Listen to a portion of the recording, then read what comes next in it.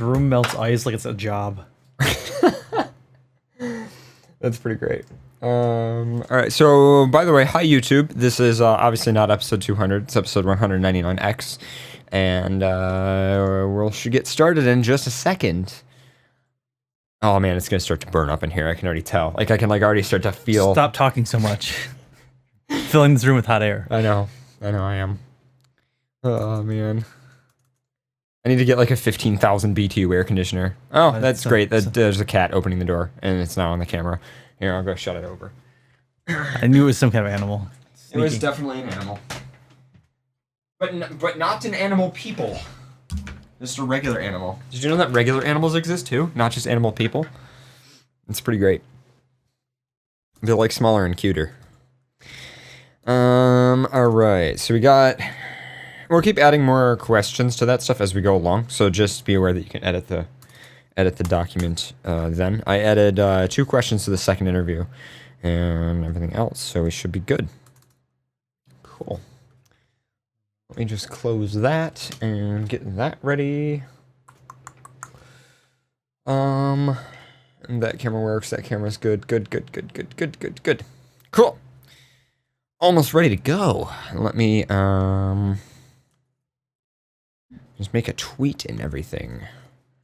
FurCast starts, our FurCast episode. I'm gonna specify that it's 199x, because if I just say FurCast is starting now, people are gonna be like, oh my god! Episode 200? Yeah, no, it's not. FurCast.fm, there we go. It starts now. Q&A. :3. You have to have a :3 because that's like the signature that's from a furry. That's how a message is trustworthy. I can trust a message if it has a :3 in it. I'm =3. Why? That's savage. That's wrong. It's evil. =3. I don't like =3. That reminds me of 3. That reminds me of Ray William Johnson. You can't coin it. And when I think of, well, he kind of did, because he had a major show going further, and then he joined Maker Studios and fuck Maker Studios. So yeah, that's what I think about. I think about Maker Studios when you say =3, and it makes me sad. It doesn't make me trust you. It just makes me sad. Pharaoh, blue foxes. I'm telling you. Only other thing, let me just grab music so that's all good, and then send the metadata that we are starting the show. And then FurCast Live. Load and play. Come on, Node.js, thank you. We gotta rewrite that one script. I can't believe we're running PHP in real time to control shit in the studio. Like, that's just totally the greatest idea ever. Yeah, not good. Don't do that. If anybody's doing, like, using a language for stuff, PHP is not meant to run continuously. It is meant to, like, run once and then quit. And when you run a PHP script that continues running for several hours, it's bad. It's really bad.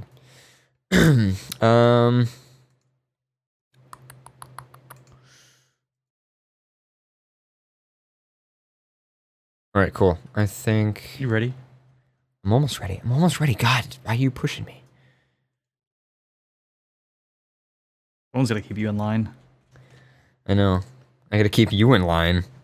And so I had to catch up with you on the highway. I had to make sure that you were driving okay earlier when we were driving here. Foxes always drive okay.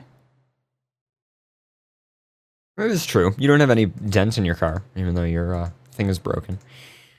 Alright, so we're almost ready to start, and then I've got, alright, so I'm gonna minimize that stuff and take this stuff and kill that and bring this over. How do stoats kill rabbits? I don't even know. They're like small little weasel tubes. Small little weasel tubes. They are definitely small little weasel tubes. I have a little GIF image on my computer of this little weasel just like popping up from this little pillow and then going down this like person's bed, and they had laid out these different little like toys, and it was like this little like stuffed animal fox, and it grabs it and goes and then pulls it and takes it and hides. It was so cute that it hurt. Watching one attack a mouse. like a keyboard, like a computer mouse, not a real mouse. Oh, is it really attacking a mouse? That's funny. Anyway, all right, we're pretty much ready to go on everything. So, except I need to start recording on there. There we go. Start recording on there. And start recording on there. Cool. It's like how their defense is look cute, roll, and bite. Basically. Paradox link now. Oh, I don't have it. I saved it to my hard drive, so I don't know. I might be able to find it though. I think it's actually WebM too. It's some kind of WebM. Well, I know the container's WebM. I don't know what the actual codec inside of it is. It's like the size of a toilet tube. When it takes down like a gigantic rabbit the size of a computer, Are you ready to start the show? Been ready. Yeah, I'm sure. I'm sure you've been ready. But sit here watching videos because I've been waiting for you to finish whatever you were finishing doing. As the studio gets warmer and warmer and warmer because we have not started yet. All right, episode. Let me just put out the push notification.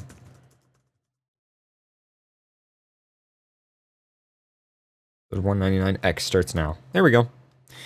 Send to all of our Android and iOS people, and it worked on my phone, so that means notification went out. Cool. All right. Welcome to FurCast, episode 199x. I'm your host this evening, Paradoxer Red Wolf. Not episode 200. Yes, it is not episode 200 yet. Episode 200 will be next week. We'll explain that in a second after Pharaoh introduces himself. Welcome to FurCast. My name's Pharaoh. Okay, is that your introduction?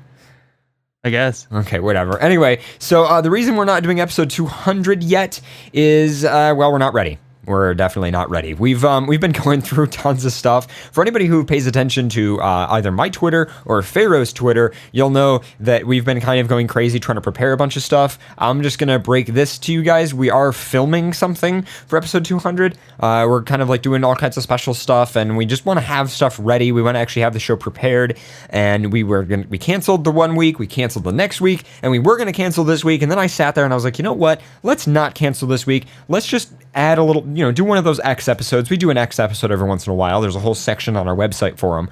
And I guess we'll crank out some interviews and do some Q&A and stuff like that. So this is not going to be a normal show. There's no like news segment. There's no email segment. But we are going to do interviews. We do those during normal shows too sometimes. But we figure that's just the best thing to do with you guys, because that way it's a show, we keep you guys entertained, it's still relevant to furry stuff, even though our regular shows aren't relevant to furry shit half the time, and we get to have fun and do a show, because we've kind of missed it, even though we've been working really hard prepping for 200. But yeah, episode 200 will be next week, and we will be ready for it. We were almost ready, just not quite, so yeah. There's a lot that we've done so far. Yeah, it was a lot of... A lot of traveling and a lot of filming and a lot of really expensive gear and a lot of rental equipment. On the road again. Yeah, it's going to be fun. So, and by the way, all of this work that we're doing for episode 200, we have behind the scenes of all of it, and that's going to be up on the YouTube channel after episode 200 airs. So don't worry, it's not like, we're just prepping something and it's going to, bam, just appear. We've got all kinds of information on how it happened and the whole story and all the shit we've come up with during the past couple of weeks that we've been working together. So it should be pretty damn good. So then what are we doing here today? So what are we doing here today? Well, we're interviewing two... I was going to say two people, but it's not two fur creators. Two fur creators, yes. That's a really good way to put it. So both of these people, although they're single people that we're interviewing, you got to remember they're involved with a lot of other people doing what they're doing. They just happen to be either the director or the spokesperson of it, and so we're kind of going to be speaking to them tonight. Wait, animals talk? Yes, animals can... Yes. You didn't know that? No. Oh, well, they do. We talk about that all the time on the FurCast Twitter. But actually, before we jump into interview stuff, and speaking of which, I actually need to message the one person and say, you can call in. Let me just make sure he's got the Skype information. Wow, last minute planning on your part. Yeah, last minute on just that one. But I just want to mention something to you guys, because a lot of people don't know this. Do you guys know that you can actually subscribe via email to FurCast? You can actually get an email anytime there's a news post on the website, anytime a show is canceled, anytime there's an episode, anything, you can actually choose it. If you guys go to furcast.fm/subscribe, there's a link there that will take you to a FeedBurner email subscribe list, and you can actually subscribe to it and stuff like that. And it works pretty good. And yeah. Since we don't really do YouTube. Well, the problem is a lot of people just aren't into social media. Like, we've had that issue a couple times before where, people are interested in, they are interested in staying up to date with us, but they just don't know how, or they're just not involved. And a lot of people who listen to our show don't have a computer, which is kind of surprising. Because smartphones do everything now. Wipe your ass. Anyway, well, I'm going to try to get our first interview on the line, and we do have a bunch of questions that we've sort of half prepared, of course, but I'm going to let them... I actually need to go through them because there's a million missed messages from people on our freaking Skype because of people, so I guess I'm just going to hit dial on that one, but anyway. You're listening. That was... Wow. I had the, sorry guys, that's that broken control board that I've mentioned to you guys several times before on the show, where that doesn't seem to want to work. But anyway, so the first person that we're interviewing tonight is actually going to be Dreamkeepers. A reoccurring guest. Yes, this is a reoccurring guest. We've actually interviewed these guys before, and I've actually got them on the line, so I'll just let them shut themselves up. So what's up? You are live. Cool. Hi. Hi. How are you? Doing good. How are you guys? Not bad, not bad. Not bad. A little underprepared for our episode 200, but Been a lot of work on our part. The build-up is sounding amazing. Like I don't know what you have planned, but I'm gonna have to see it. It's ridiculous. We are excited for it, like continually. But that's the other thing is we're excited for it, but we don't want to jump in unprepared, so. But all right, so I guess to start off, and I apologize, we are like crazy disorganized here. I'm just going to start off with the first question, and we're going to be showing the comics on air, by the way, because we actually have the comics. So for those of you who are new, people who are listening to the show, I guess shout yourself out. Who are you? What do you do? What's Dreamkeepers? All right. I'm David. Dreamkeepers is the comic that me and Liz make because I don't know, because we really like to make comics, I guess. And the basic premise is everyone's got a character up in the dream world. It's fantasy or kind of whatever you want, but nightmares are trying to slaughter all of them. So it's very cartoony looking. It looks like it's for kids, and then you open the book and it's really not. So that's... So why is it not for kids? You gotta be careful when you're saying nightmares and slaughtering your dream creatures because some furries might be into that. Yeah. Well, I mean, hopefully, but... Well, there's blood, there's swearing, there's not like X-rated, but kind of like adulty situations sometimes. So okay, so it's not X-rated, but it's just simply it's an adult rated comic. M for mature. Right. yeah. Okay, well that works. So I guess the reason we're interviewing you primarily is because you guys have a big project you guys are working on. Is that right?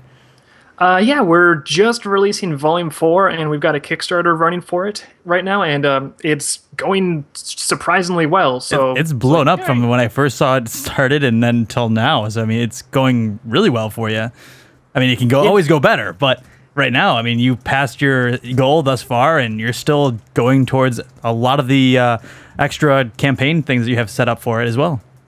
Yeah, it's turning into our biggest book release ever, which is kind of exciting. And we're actually pretty close to the next stretch goal, which is reprinting the Prelude collection books, because we kind of lost all those last year in the fire. So if we can get those back, that would be awesome. So yeah, can you talk about that for a second? Because we saw that we were going through your website a little while ago, and we saw that. So you guys, let me get this straight. You slept with the dragon. Either you slept with the dragon, or what happened? First of all, I would like to say it wasn't my fault, because I wasn't even there. So you got to be careful, because as soon as you do something, there's something catastrophic happens, you say, it wasn't me. Sometimes it's not the best answer to say. Be like I wasn't there. But if I don't tell people it wasn't me, how are they going to know? This is true, too. I mean, I feel like it's a little catch-22 there for you. But you're not a dragon, so I mean, are you? Well, I mean, it wasn't me, so it wouldn't matter if I was a dragon, would it? I don't know, because dragons... They do some very devious things. I would honestly peg myself more squirrely, but I would take dragon if someone was being flattering. That'd be nice. But Yeah, we went out to a wedding out of town, and we were out for like a couple days. And when we came back, Liz is saying 2 days. She has a more precise memory. But we came back, and our apartment was not really there. There was a fence around everything, and the fire department was like, "You can't go in there." So, wow. Yeah. Oh my God. Was this like, you killed off a character and somebody was angry at you, so they took it out on you? Or was this, do you know what the cause of the fire was? They know it started in one of our neighbors' places, but they did a big investigation, and their conclusion was like, the official conclusion of the investigation was, candle? Never try to play sexy and fall asleep. That's terrible. Well, anyway, I am so sorry that you had to go through What's that. terrible, playing sexy or fire? The fire. Oh, okay. Terrible. Thank you. Because, it's not terrible to play sexy. Yeah. Have you ever a candle lit and like rose petals, and just don't throw the rose petals on the candles because then things happen. All right, so this big project you guys coming up. So you guys got the Kickstarter and wait, before you go on to that, I want to know. So what actually was lost in the fire? I mean, you said that you've lost all the prelude. Was it all the drawings and all the sketches and everything that you guys did or worked on for the books 1 and 2? Pretty much everything material that we owned, except for what I took with us to the wedding. So I had my laptop, I had my toothbrush, change of clothes. Everything else is gone. Well, thank God for the toothbrush. I know. I was pretty worried, but I was like, I got the toothbrush. We're fine. It's the last thing you want is bad breath. I know. Yeah. Actually, the worst thing that we lost was freaking scissors. Because when you buy all new stuff and you're like, we're going to start over and get this place restocked, it's like, you can't get anything open without scissors. We even bought scissors, and you couldn't get the scissors open without more scissors. I always hate that. Yeah. That's like one of my biggest pet peeves, when you like have to cut something open, but the thing that you are trying to cut open is like the knife or the scissors that you need to cut open other packages. Exactly. It's crazy. That's first world pains right there.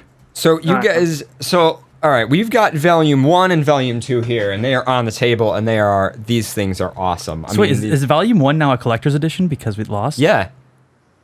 Well, we're going to reprint them, of course, but... So we have one of the like exclusive originals right here in the studio that didn't get burned at all. We have it. I mean, we could burn it, but I mean that's not not nice. Yeah, we could burn it so it can be. We could tinge the edges so it looks like it's more legit. Yeah, we'll do that. It was rescued from the fire. See there, see that's all you have to do. All you have to do is just print out some and then just burn the edges and be like, these were from the fire, and then you can sell them for like twice as much. That's a good idea. Just like sprinkle a little soot on there, and be like, this is a survivor book. All right, so tell us about the Volume 4, the Kickstarter. What's going on with that? What's the status of it? I mean, we know that it's blown up, but... We haven't bought in Volume 3, so we're a little behind. We apologize. Yeah, we're a little behind, but I think we might have to get in Volume 4 here. That's all right. Email me with your address, because you guys are giving me free publicity, so I should mail you some books when they're back anyway. But yeah, Kickstarter's going good. Let me scroll through. So there's going to be sketches and prints. Liz is pulling it up over there. It looks like it's at 45,000 right now, 461 backers, which is mind-blowing. Our readership is really incredible. And I'm going to make ceramic mugs, and we got figurines, and there's a little original Volume 4 pencil art. Most of that is gone, but actually like 18 pages of the book, I didn't have it drawn at the time of the fire, so I drew that after the fire, so we can give that away with stuff.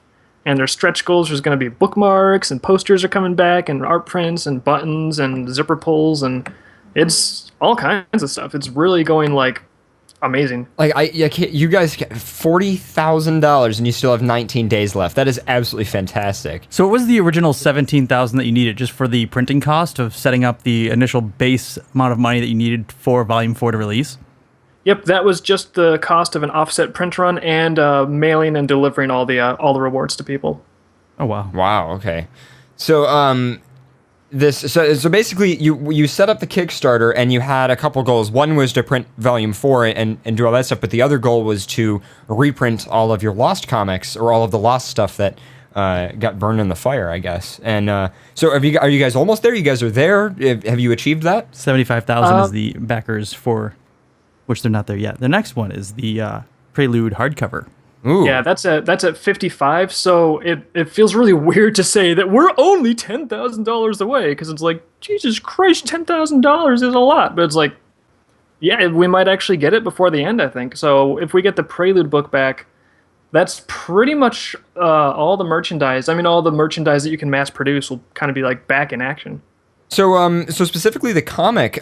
So what's the future of Dreamkeepers? I mean, even after this Kickstarter. I mean, let's say you make it. Let's say you reprint. Let's say you get out Volume 4. I mean, is this just a continuing saga, or do you have any other big plans for the future? Big ideas? Do you have any like off-branch series that you want to do, or anything that you want to strive away from Dreamkeepers at all, or is there any other side projects you have thought about, or any things that have a kind of, oh, I want to do this. I can't wait to try this. I want to kind of secret. Yeah, we've actually got we have probably too many plans, but the main thing is continuing the series. We've got the whole story planned out. It's going to be roughly like 18 to 22 volumes total. So it's really exciting as we continue to like sort of unfold it, because I mean, we've had the story in our head for how long, and it's really nice to see it, book by book actually get real. So that's exciting. We also, Vivid Publishing is our company that we publish stuff with. And in July, we're going to be publishing a new comic series, UberQuest, and that's going to be the first thing that we've published that's not just us. So that's going to be really exciting. What was that, Liz? Well, UberQuest is also furries.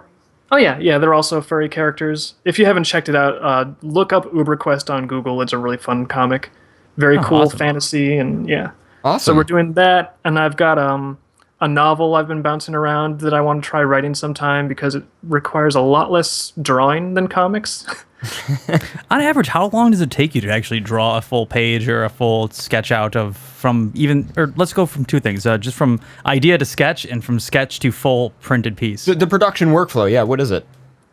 I don't know. I'll just try to monologue about it and try to... Basically, we start out writing it back and forth and doing the concept and the thumbnails, and the script usually needs a lot of drafts. So that can range. Usually it takes at least like a few months to script out an entire graphic novel, and then another few months to like revise it and work with the thumbnails and stuff. And yeah, once we have the thumbnails, drawing one page, how long does that take? It's hard to say because I go in stages. Like first, I'll sit down and I'll do blue pencils, which is like, it's Good non-photo choice. blue. It doesn't scan. And I'll just try to do like 3 or 4 pages of blue photo pencil stuff in a day and just knock it all out. Right. And then once I have that, I scan it, I assemble it. And that helps because once I put it all together into the page layouts, I can see if there's like a huge area that's just not even going to be on the page. Because the first book, I would draw every single panel out and then put them together and be like, well, half of that was wasted time. So, Oh my God. so now it's a little more intelligent, I guess you could say. So then drawing it up, usually I can draw a page a day after it's been blued in. If it's like a page that's reasonable and doesn't have a crazy background. And after that, the freelancers help us do the color blocking. Like seriously, the freelancers are awesome. I'm going to do an update just about them and their stuff. The book would not even be close to done yet if it wasn't for them helping. And then after they block the colors in, it usually takes me, I can usually shade on average like 1 to 2 pages every 2 to 3 days, maybe. Oh, wow. Wow, so you just kind of keep chugging along and working on it. That's awesome. Yeah. So out of curiosity, is this your main job that you end up doing, or end up making? Yeah, what is this to you? Is this like a hobby or like a life dream or what? It's kind of a life dream. It's my main job now, which is awesome, but this has only been since Volume 3. Volume 3 kind of got to the point where I could actually risk trying to do this for a living. And so far, it's been kind of thin at times, but this Kickstarter is really a hopeful sign. But until Volume 3 came out, it was maybe 7 years where I was like, you know what? I don't want to do freelance art because it makes me miserable. I don't want to do animation because this is stupid stuff. I want to do Dreamkeepers. But the only way to really do that and also pay the bills is to have a regular job. So I was like people don't believe me when I tell them now. I was a security guard for 6 or 7 years, and there were some very safe parking lots, if I do say so. Oh, that's awesome. Well, so, I mean, so it seems to me like you want to do what you love, and you're not exactly a business person. So the thing you really had to work hard on was almost finding how you can survive doing what you love, rather than specifically just trying to make money only, which I would say sometimes that's what me and Pharaoh go through, I guess, because we just want to do what we enjoy, and we're not business people at all. So then a lot of times we have to sit there and we're like, okay, well, how do we actually keep this alive? Because, we don't really care about the money. We just care about, being able to eat. So, and be able to do the show. So That's awesome, and I'm showing the video on your Kickstarter, by the way. That's be rolling in the background there. But cool. but yeah, well, that's awesome. I'm trying to think if let's see. So I mean, we kind of went over the future of stuff. Is there anything you want to mention? Anything you want to shout out about? What's going on? Well, your I was going to plans? ask, did you ever plan on doing more animations for Dreamkeepers specifically? Because I remember there back in, I think, was it Volume 1 or Volume 2 when you released it, you did have an animation or a small skit animation for it for the prelude or pretty much the intro for showing the comic or enticing people for the comic. Did you ever want to do animation or ever try to reach out and get someone to actually maybe buy into Dreamkeepers and making it like an animated series or anything like that? Have you ever thought about that? Or Yeah, actually, right now, Liz is putting together a short animation thing based on some of the prelude images, just for fun during the Kickstarter. And I can. Dreamkeeper started as a TV pitch. Oh yeah, Liz has reminded me. Dreamkeepers. When I started it off in college, it was originally intended to be a TV pitch, but then I talked to some people in the TV industry, and they were like, "Oh yeah, go ahead and pitch it, and then someone will rip it off and ruin the idea, but it's okay, you'll get experience." And I'm like, but I want it to be good. Wow, that's okay. But yeah, my thought is if the graphic novels get popular enough, that just gives us more and more leverage to get creative freedom for a possible TV pitch, and it also gives us the possibility for maybe getting like I know, Liz is making gestures at me, but it also gives us the possibility for maybe crowdfunding like an independently created animated series. And also, this isn't something that I am announcing a lot, but we do have a video game in the works, like a side-scrolling, fully animated video game. Oh man! It's still in the programming stages. I haven't done a lot of the animation, but the play testing of just the controls for the characters are really tight so far, and it's a lot of fun. And if things go well, that'll be a really cool project to launch in a couple of years. so did you go to school for programming, or have you just taught yourself, or are you just kind of getting help with others in programming, just a No, basic side scroll? I'm inept. I'm just lucky enough to have a friend that's really good at programming. Like, he is to programming, I guess, what I am to drawing noodly cartoon characters. So I got a question for you. So you mentioned like Liz in the background. So I guess who is it that works on Dreamkeepers? Is it you or the director, and then other people like help with distribution, or is Liz behind all of it and she's actually holding a gun to your head and you're just representing everything for her? Or what's what, like, I guess who's all the people behind everything? Well, first of all, you don't use a gun because that's an instant fatality once you apply it. So you got to have something like a whip or like a knife or a cane. Oh, you And, speak from right. experience. I So see. you guys do it a but little none more. of that's going on, of course. I'm totally autonomous. All I think of is car battery. Yeah, you tell them what. Precisely. But yeah, so far it's really just me and Liz doing everything ourselves, with the exception of the last few years we've been able to outsource the color blocking and have freelancers help us out with that. Oh, that's awesome. And the business end is just kind of me progressively learning to be less retarded as I go. Oh my god! Okay, well, wow, you guys got. I just want to say that I'm kind of blown away by you guys, because I feel like it's rare to meet people who are not only doing what they love, but it's like the production value is extremely high, and you guys seem to have yourselves together so well. Everything from your website to your comic to your fan base to your ridiculously, successful Kickstarter. I would, in my opinion, I don't know, again, from different perspectives, it seems like a lot or a little bit of money, but from my perspective, it seems like a very successful Kickstarter. And also the fact that you guys went through something that in life, I mean, I can't imagine what I would go through if the place where I lived burned down. And the fact that you guys have gone through that and are still succeeding, that's awesome. You guys should be very proud of yourselves, I think. Not to mention keeping a bubbly and happy mentality through everything, at least in our perspective, even just joking about stuff and having a sense of humor, even though, you faced rough times or even things that were difficult. So, I mean, that's really kind of a very nice attribute. Yeah, well, it's also more fun. It's like I could be like, oh, I lost all my battle beasts. God, life is horrible. or, I could like crack some jokes, maybe have a bit of a smile, and be like, well, what was I doing with them? Oh yes, they were fabulous in that corner of the closet underneath the filthy clothing. It was just really enriching my life. Hidden behind the bad dragons, yeah, of course. Yeah. Oh yeah, don't even get me started on. Wait, no, that's not for public. Very nice. So The fire destroyed all evidence, and I did not start it. all right, so let's say we got a fan who's listening to this right now. They're let's say a fan of our show. They're interested in learning more about Dreamkeepers. They want to get into it. They want to get started. What should they do? You guys got a website? You guys got how should people get involved? Do you guys at cons? Where do you guys sell stuff? Tell us about that. We're going to be at Anthrocon, but the easiest way is just visit our website, dreamkeeperscomic.com. And the graphic novels are free to read on there, up to the most recent one. And we got the Prelude webcomic free to read. So yeah, just read it. If you like it, cool. If you don't like it, no problem. You didn't lose anything. And what else? Oh yeah, also we are selling books on Amazon, but we are out of stock right now. And other sellers have the books for like $13,000. Don't pay that much money for our books. We will get them back in stock. They'll be like $20 or $25. So if you see our books for sale on Amazon and it's outrageous, just be like, I'll wait a month and it'll be fine. So are you suggesting that we should chart the books that we have and sell them for like $10,000 on Amazon? I don't know. If you can get away with it, that's $10,000 for you.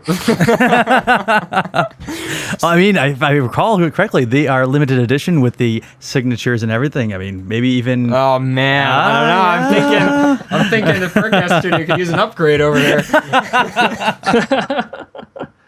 No, we love you. We love your books. We have it on our shelf of disarray over there, which is now not a shelf of disarray, but a shelf of organized donations. We have kind of a shelf of everything from just awards to things that people have given us to the history, and you guys, both of your books are on the front, just stood up and displayed right there, because we think you guys are awesome and you guys are fantastic to interview. I guess, lastly, is there just anything... I mean, it seems like I was on your website and I noticed you actually have some other podcasts that you guys have had interviews with. So you guys have been doing these interviews a lot. What is there anything you want to mention, you want to talk about, any idea you want to get across? Just that, Jesus Christ, our readers are awesome. I can't believe the Kickstarter is going this good, because thank you, guys. All I did was, I can draw pictures and put word balloons on things, but really I can't, make the business work. The only way that functions is if customers actually want to support what we do. So really most of the success that you see is due to people that are just really awesome and they're great. So thank you to the readers, I guess. There you go. Well, thank you very much for taking the time to actually do an interview with us. It's absolutely fantastic. You're always fun to talk to. Oh, thanks. You guys are fun to talk to too. All right, well, we'll definitely be seeing you around at some cons. I do have a question from the chat room, and of course, it's about the game. What platforms are you planning to target with that? I think it would mainly be PC. Okay, sounds good. So we'll take a few questions from the chat room because we usually don't do that. But it's is that live. okay? I don't know if are you guys on a schedule. Do you guys got something you guys got to go do or? Let me look to the left. Let me look to the right. All I see is a hawk and a sombrero. We're good. Okay. Well, you need the look at the time on the wrist without a watch, or do you have a watch? Yep. There you go. It's skin o'clock. We gotta go. No, we can do questions as long as you want. All right. Let's do it until everyone is fucking bored. So, Anime Fan 18 in the chat room said, "What would you do if you were teaching an art class, or would you teach an art class?" I could see maybe teaching an art class after I finish my book series, and maybe if I kind of want to settle down and just abuse some young minds for a while. I actually want to put more tutorials and art lessons out online on our YouTube channel, just because I don't know, I think it's cool to do that, and it gets us more views and it helps people. But I could see teaching sometime. That may be pretty fun, but I would want to be a good teacher, because I know it just seems like when I went to college, it was a horrendous waste Draw a of circle. money. Draw another circle. Here's a full owl. Yeah. So I would want to be a teacher that actually, contributes instead of just kicking back and being like, hey, you're in college. I can boss you around and get a paycheck. Thanks. Bye. Wow. Well, I feel bad that you had that bad experience. But, I mean, that's actually a question for you. Now that you have a career, I would say, doing what you love, do you have any suggestions for people who want to do what you're doing right now? Even if you might have been exploited by the education system, would you still suggest that the same path, or how do you think people should get started in this stuff? I feel irresponsible telling people, don't go to school. Smoke in the boys' room, you'll be fine. But honestly, when I look at my own artistic development, I was doing a lot of comics, I was doing a lot of cartooning, and as soon as I went to college, all of that stopped for about 4 years. Oh, And I was just doing course requirements that were inane. It did not really contribute to anything that I'm doing now, unfortunately. There was a handful of good teachers, a very few, and I did meet my wife there, so I guess some benefit. But no, honestly, We school didn't hear was you say that. school was primarily a good social experience. It got me out of the house and away from crazy. It got me to develop a little on my own as a person. But in terms of actually learning how to actually do things, you want to really consider why you're doing something before you spend $100,000 on it or go into debt for it, like I was bright enough to do. Because, I mean, that's like a house. So you have to look at what that degree is going to do for you. Are the contacts and the networking, is it going to be actually valuable and actually get you a career position that you want? Is that degree actually necessary? Is there knowledge at that school that you cannot get anywhere else? Because if the answer is no, you really have to think, why are you doing this? Like in all the freelance I've done and all the books I've released, I've never had anyone ask to see my degree because it just doesn't matter. It's about what's in your portfolio. And frankly, if I took 4 years and put as much of myself into just practicing as I had to put into satisfying course requirements, I feel like I'd be a lot farther along and I wouldn't be in debt, and it would have been kind of better off. Except, obviously Liz is awesome, so... I've tended to learn that from a lot of people and speaking with a lot of people. It's sometimes not as much as what you know. When it does, what you know is important, but more so, who you know and what you know, then who you know to get into what you want to actually do. connections and experience. Yeah. Yeah. And I mean, some schools, even if they don't teach you knowledge that's useful, if they give you good networking connections, it might be worth it. But I think the only way to know for sure is you got to talk to some graduates. Like, you have to talk to graduates, and not the one that the school puts before you on a silver platter, because I mean, those guys aren't really going to give you a balanced look at what to expect. Wow. Wow. Well, thank you so much for that. I think That's great advice, actually. yeah, that is real. I totally agree with you. And as someone who is, well, I don't know if I'm, I don't know. I guess I'm doing IT, and we're both in IT, and both you and me have had similar experiences too. Actually, even though it's not art, it is similar with that whole path of do what you love. But I love entertaining. yes. I think you guys also over at Dreamkeepers do a fantastic job at that. Thank you. Awesome. So I have two more quick questions from the chat room, and then I think that's about it we'll wrap it up here. The first one was from Twilord Fox. He said, do you ever watch videos of other people simply doing art, like the Smashfield series on YouTube or anything similar? Actually, no. I don't think I've watched a lot of other art videos, but I'd like to start because I think there's a lot of techniques out there that I don't know anything about that I could learn a lot from, and so I'd like to kind of expand and improve, hopefully, from where I'm at. So I'd like to start doing that.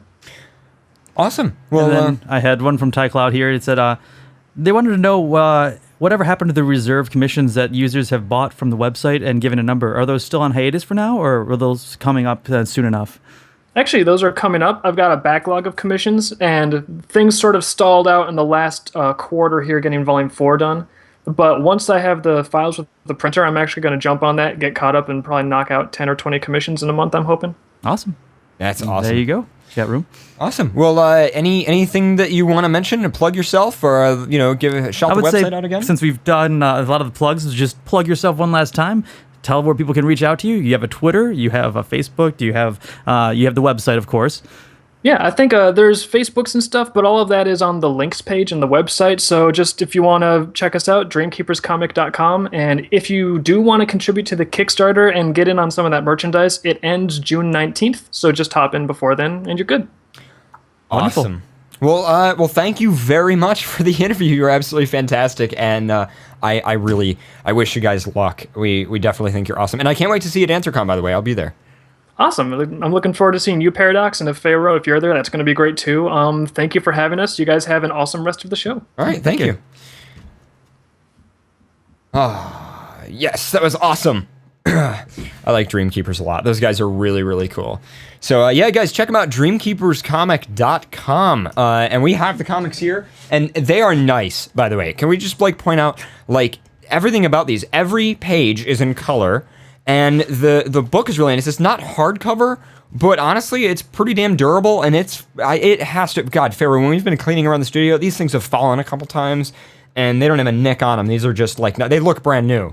And these came out years and years and years ago. So, yeah, these are awesome. Check them out, dreamkeeperscomic.com. And with that, what do you think, Pharaoh? What do you say we go on a music break, do some Q&A after that, and then we'll do another interview? Yeah, sounds like a plan. For our not episode 200 here. Yeah. So us just kind of chilling before the next week's episode of the huge, I would say... Huge. I was going to say finale, but it's not a finale. It's a huge just debut, I guess. Of that whole thing. So, yeah, we'll check it out, dreamkeeperscomic.com. We'll be back after a quick music break. This is not episode 200. It's episode 199x. And we'll be back after this. By the way, hop in the chat room if you're not already. It's a great time. Everybody's in there. And you guys can ask questions for the next interviewer, person, thing, company that we're going to be interviewing. Not going to reveal that yet, although if you pay attention to social media, you would know, which seems like it would be a lot of you, but surprisingly, a lot of you don't pay attention to social media. So for those of you who don't pay attention to social media, you'll see what our next interview is. It's about underwear. It's about underwear. It's pretty interesting. But yeah, we'll be back in a bit. We'll be back in a minute.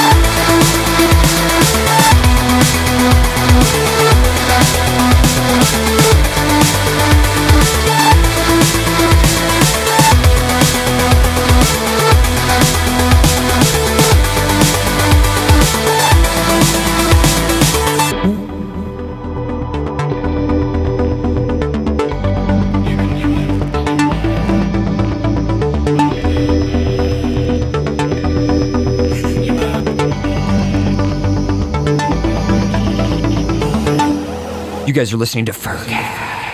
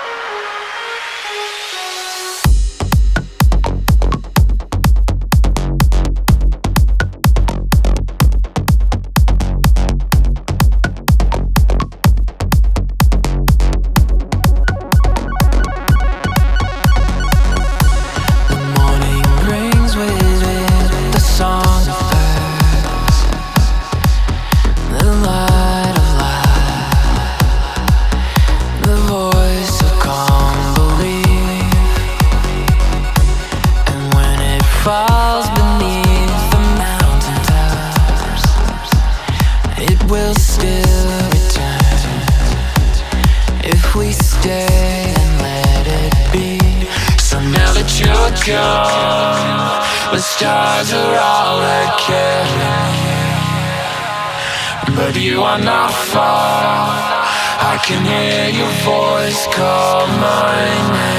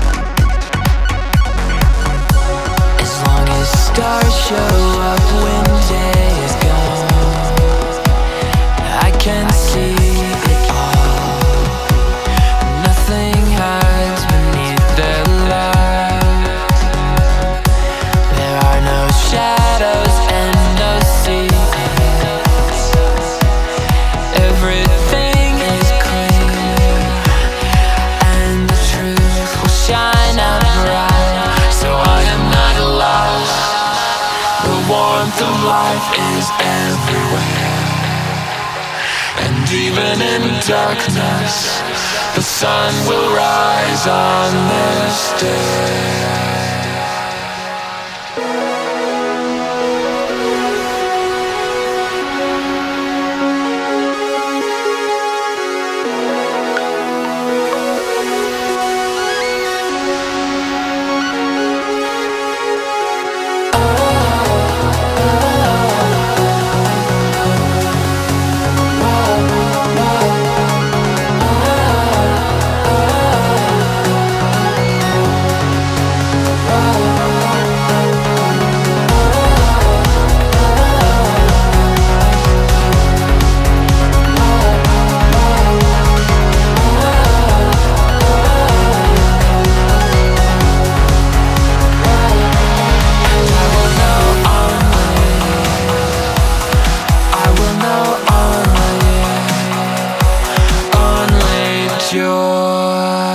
You guys are listening to FurCast live on XBN. That was, of course, Road to Jupiter. Well, okay, no, the track was Extol, which is actually the last track on the album Road to Jupiter by Wolfgun. Wolfgun's a great friend of mine, and he has called into this show, he has called into our other show, and he's just awesome. And oh, by the way, all of his stuff is free, so you should totally go download it. He's really cool. And speaking of our other show, I know the latest episode for that hasn't been posted yet. I'm kind of indecisive on how I want to handle that because of just content and stuff, so I'm going to try to figure that out. I'll discuss that more on that show. Either way, it was canceled this week because, again, we're preparing for episode 200. Next week will be episode 200 of FurCast, and then the week after that, I think, will be the next FNT, and then it'll be back on a normal schedule again as well. It's just been crazy. And, of course, some of you guys seem to be asking us, like, why are we delaying for episode 200? And the answer... Oops, I hit the wrong button. The answer to that is... Well, there's not one answer to that. Well, Is it? I had your mic muted I because know I you did the did. thing before you. So. I hate It's you. okay. It's okay. Don't worry about it, Pharaoh.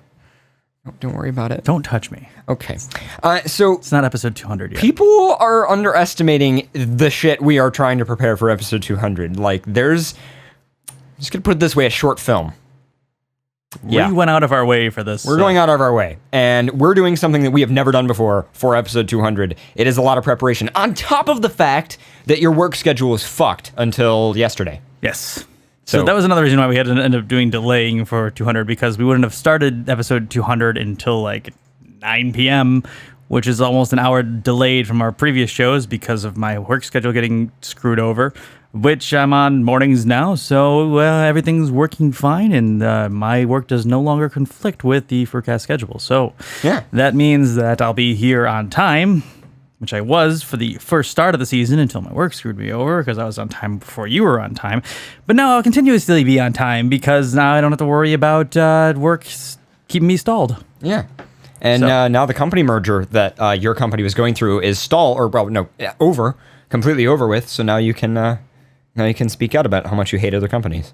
No, Comcast sucks. I know, Comcast does suck. So this is why we have two internet connections in the studio, because that way we can say either company sucks, and if they shut off our internet, it's okay. It doesn't matter. Although I don't think they would do that. Although you'd be surprised how much they pay attention to social media. Anyway, so we're going to do just a couple minutes of Q&A with you guys in the chat room. So chat room questions, ask them anything about us, about people we've interviewed, about the history, about what's coming, things, suggestions, anything. We'll answer those. And then we have another interview scheduled for 9 p.m. That's in 7 minutes. 9 p.m. Eastern time, UTC minus 400. Yay. Daylight savings time. I hate daylight savings time. Oh, yeah. So one surprise here. So another thing that we're going to do, or at least trying to do for episode 200, is a t-shirt.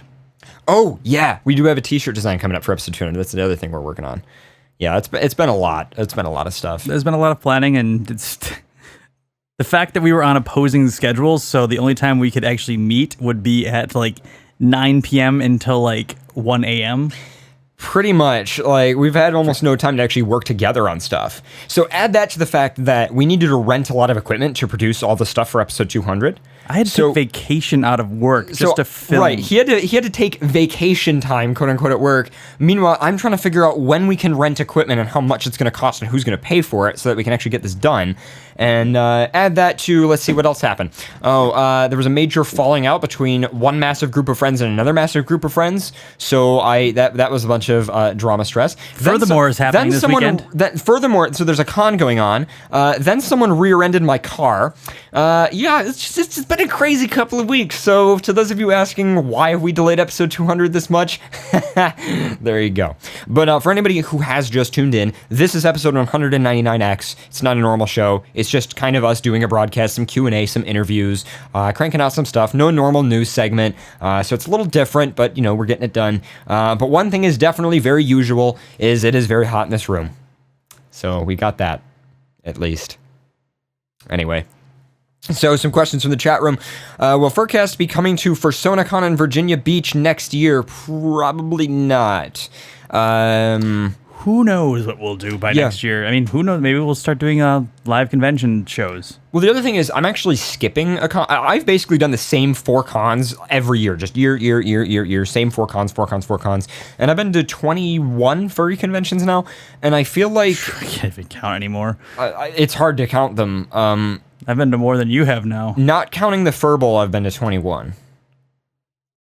Or the Fur Ball, sorry, the New Year's Furry Ball in Delaware. So basically, I'm thinking about actually skipping some cons, but then going to other cons instead. Because the main thing that I feel restricts me and even you with cons is never money. It's just getting off work. Yeah, that's the most difficult thing, getting off work, because...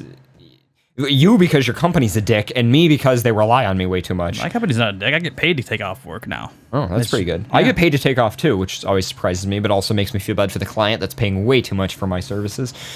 Anyway. But I only get a set amount of days, and I took 2 vacation days for filming.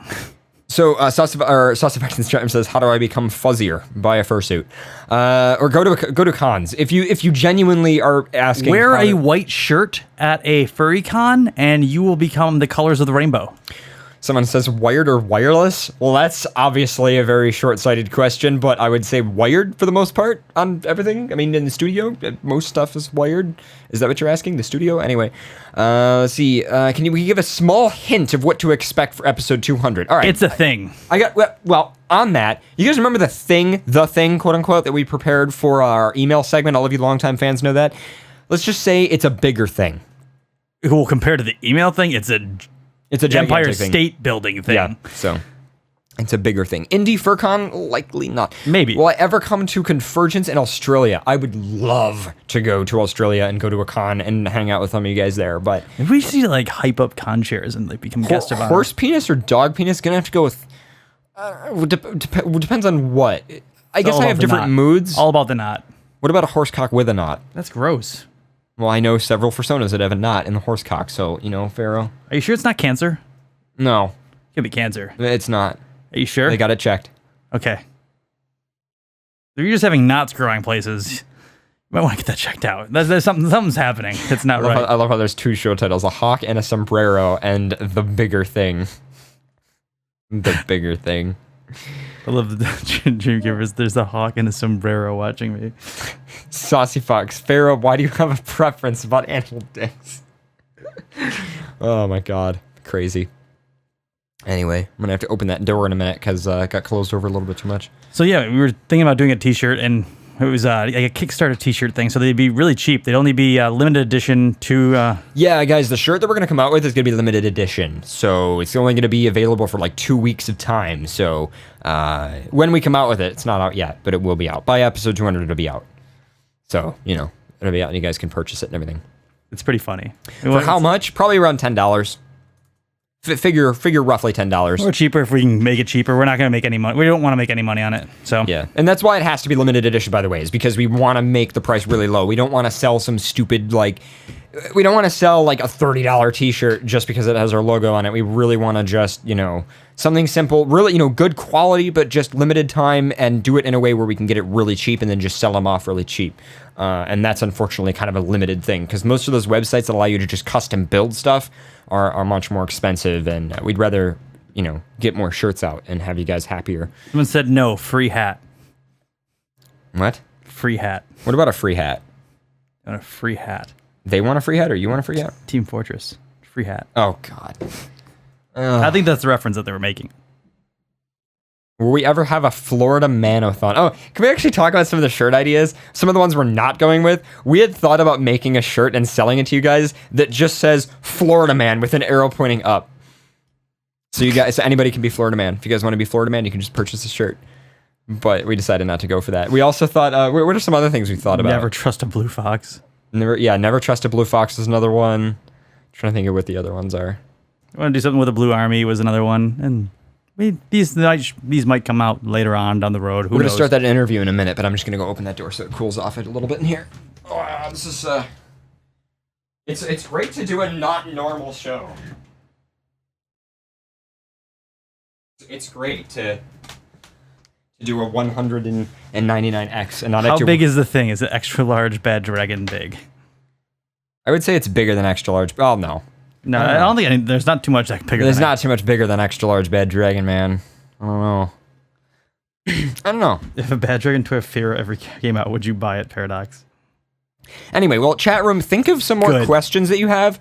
I'll halt those questions for now, but think of some, because we're going to do another interview, but also think about any questions you guys might have for the interviewee, and then we'll specifically tell you, chat room, when we're, because most of the time we got to operate stuff, but at some point I'm going to go straight to the chat room on my computer, and I'm going to say, all right, chat, questions, go. So think of questions you have not only for the person we're interviewing, but also if you have any for us as well. And I guess now I'm going to throw all this stuff up and give a dial to our interviewee here. So for those of you who have ever gone to a con, you might notice that there's kind of a trend of, I wouldn't say it's a new trend, but it is certainly an increasing trend, and that is fursuiters who wear underwear, which is really interesting looking. I would personally say I think it's adorable. I'm an all-naked fox. Yeah, well, you know. Foxes don't wear clothes anyways. That's the funny thing is people are like, oh, I don't like when fursuiters wear underwear because that's sketchy and NSFW. And it's like, would you rather they be naked? because that's technically what they are when they're not wearing underwear. Anyway, so we have someone on the line. So what's up? Shout yourself out. Hey, what's up? It's Dalmy. Hey, so I guess you're the person behind. How do you pronounce it? Is it Versace? No, it's like Versace, like another very popular clothing brand, but with a fur pun. Okay, I see. Okay, so Versace. Okay.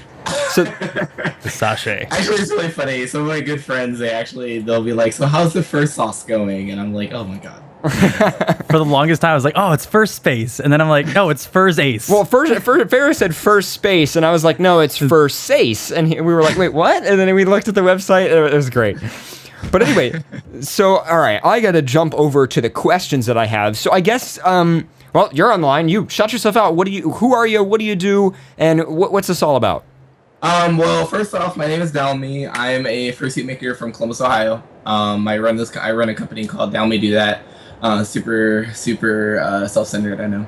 But, I have your website up, by the way, as well. Oh, yeah, that's the website. The website, if you guys wanted. So my main website for my fursuit company is downmedothat.com.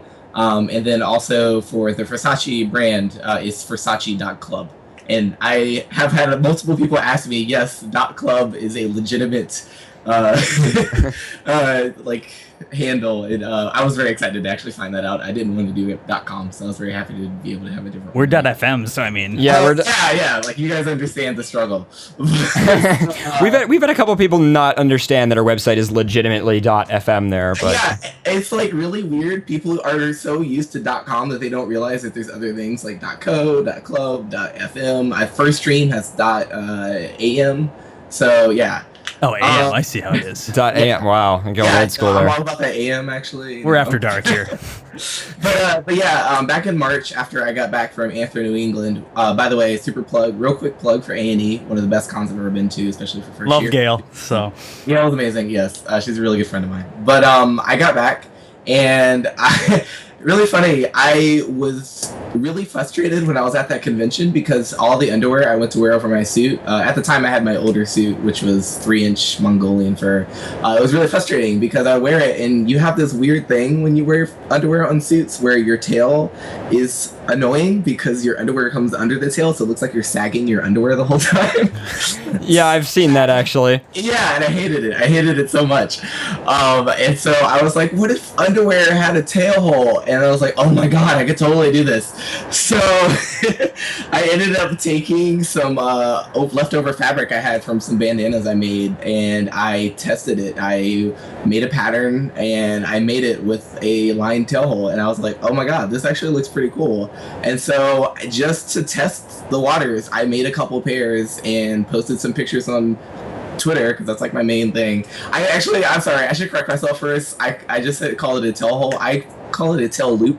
A tail. It's a little bit too suggestive, so company-wise, we refer to it as our signature tail loop. A tail loop. tail loop. Yeah, a tail loop. So I should correct my own wording there. But yeah, I came up with the idea. I posted it on Twitter, and the response was ridiculous. People like freaked out. It had like over like 200 retweets, like 150 favorites. Everybody wanted a pair, and I was like, okay. So there you go. That's how you get you started. So yeah, it just kind of grew from there. Originally, it was purely supposed to be a side project. I had no idea of it becoming anything more than something I did, like how Mango Island does kigus or Made For You does bandanas. It was going to be just like that. It was just going to be a side project, but I had so many people who were interested in it, and I started getting my own ideas of where I could take it. And working with my business partner Ginger, we both kind of brainstormed where it could go. And in the end, I decided to make it its own brand. The trademark is pending. The website is completely separate from Down to Do That. There's a separate Twitter. There's a separate Tumblr. Like, it is its own individual brand. And The website looks great, by the way. Yeah, the website is fantastic. It's one thing that I might not be a good artist, but one thing I am good at is graphic design. So Yeah, absolutely fantastic. So I'm looking at the website right now. We got it up on screen for anybody watching our video feed. What is the difference between Versace? Is that it? Versace? I'm gonna try. Versace. All right. So what is the difference between Versace Naughty and Versace Sweet and Savory? Okay, so back in this was be in April. When I was at A&E, I somehow lucked out, and I started with a half table. This is my first time dealing at a con, like ever. I had never done a dealer's den table, and I had a half table, and they ended up upgrading me to a full table right next to the guest of honor who happened to be Valund for that con. Well, when you deal, you want to deal small at first. You know, you don't want to. I wanted to deal small. No, they were like, Gail came to me and was like, look, somebody pulled out. We need somebody to fill this table. Do you want a full table? I was like, yeah. What she didn't tell me was it was right next to Valund in the very front of the dealer's den. So totally terrified, had no idea, and the con went great. Me and Valund ended up getting along really well. We talked throughout the con, and about 2 weeks later, she emailed me, and this was right after I had debuted the Versace line, like a week after. She emailed me and was like, hey, I really appreciated everything, us talking at A&E. I had a really great time meeting you. And she was like, I want to work with you. And she had like this whole list of stuff that she wanted to do that kind of like freaked me out a little bit. I was like, oh my God. I mean, this is Valun, the woman, the guy, I'm so sorry about that. Male pronouns. Yeah, it's okay. Yeah, he has like 20,000 watches on FA, so I'm super like intimidated. I'm like, oh my God. But yeah, it kind of grew from there. He presented the idea of us working together. I came back and said, hey, I've really been open to the idea of doing artist collaborations, basically designer lines featuring an artist, and he was totally on board. And so after getting a commission from Cupcake Creature, I really loved her as an artist. I loved how professional she was. I loved how easy it was to work with her. So I approached her as well, because I was interested in doing women's underwear as well. I had been having people hounding me day and night talking about, we want something for women, we want something for women, and she seemed like the perfect platform to do that. So all that Wow. is to explain that there is a difference. Versace Naughty is Valun's designer line, and Versace Sweet and Savory is Cupcake Creature's designer line. Cupcake Creatures. Okay, I see. So even though they're all under the Versace brand, they are two different lines. So if you want to think of it in terms of like more of like a traditional fashion line, it would be like if Calvin Klein did a line working with Maya Lin or some other artist, if that makes sense. I love the burger briefs. Yeah, that is actually one of my personal favorites. So what I did was give them artistic liberty. I said, hey, here's the parameters that I'm able to work with. I hand sew every single pair of these underwear. Oh my God. Yes, every single pair. So I said, here's what we can work with. Here's what you have to do. Go crazy. So I let them pick the theme. I let them pick the designs. I provided my own input in terms of what was actually feasible, but they are completely their own creation and their own vision. I just took it and put it under our brand and made it kind of cohesive. So yeah, that's basically what it is. They are literally artist lines under our brand. So Versace Naughty, which is Valun's designer brand, is the first time we've ever done a jock brief, or a jock in general. Right. It's also the first time that we've ever done a trunk. All of our designs so far have been sports briefs. So like that right there is a sailor jock brief. We specifically came up with that one because a lot of people, like otters and kangaroos, can't fit through the tail loop. I was laughing so hard when I said. Do you mind if we talk about what we had thought when we first saw that? Go ahead. All right, so me and Pharaoh were looking through the website, just trying to get an idea of like some of the specifics, and we came down on that, and we were like, wait. So is this like an assless chaps kind of thing, or like what is it? And then Pharaoh reads it and goes, "Oh my God, no! It's just simply for fursuiters who have bigger tails, so they can fit." And we laughed so hard. I mean, it was like, well, and that's the thing with Valun's line. I mean, he wanted it to be really like his. That's part of the reason why I was so excited to work with the two of them.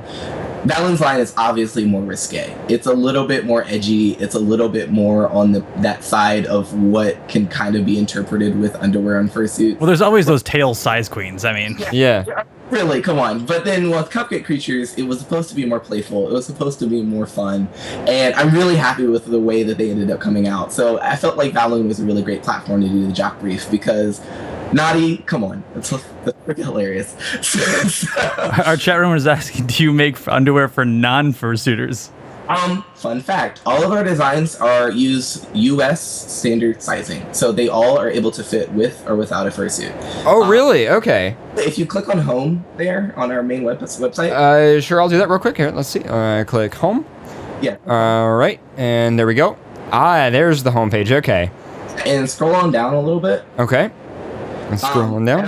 FWA photo shoot. Keep going. we decided to, for the first time, have out-of-suit models.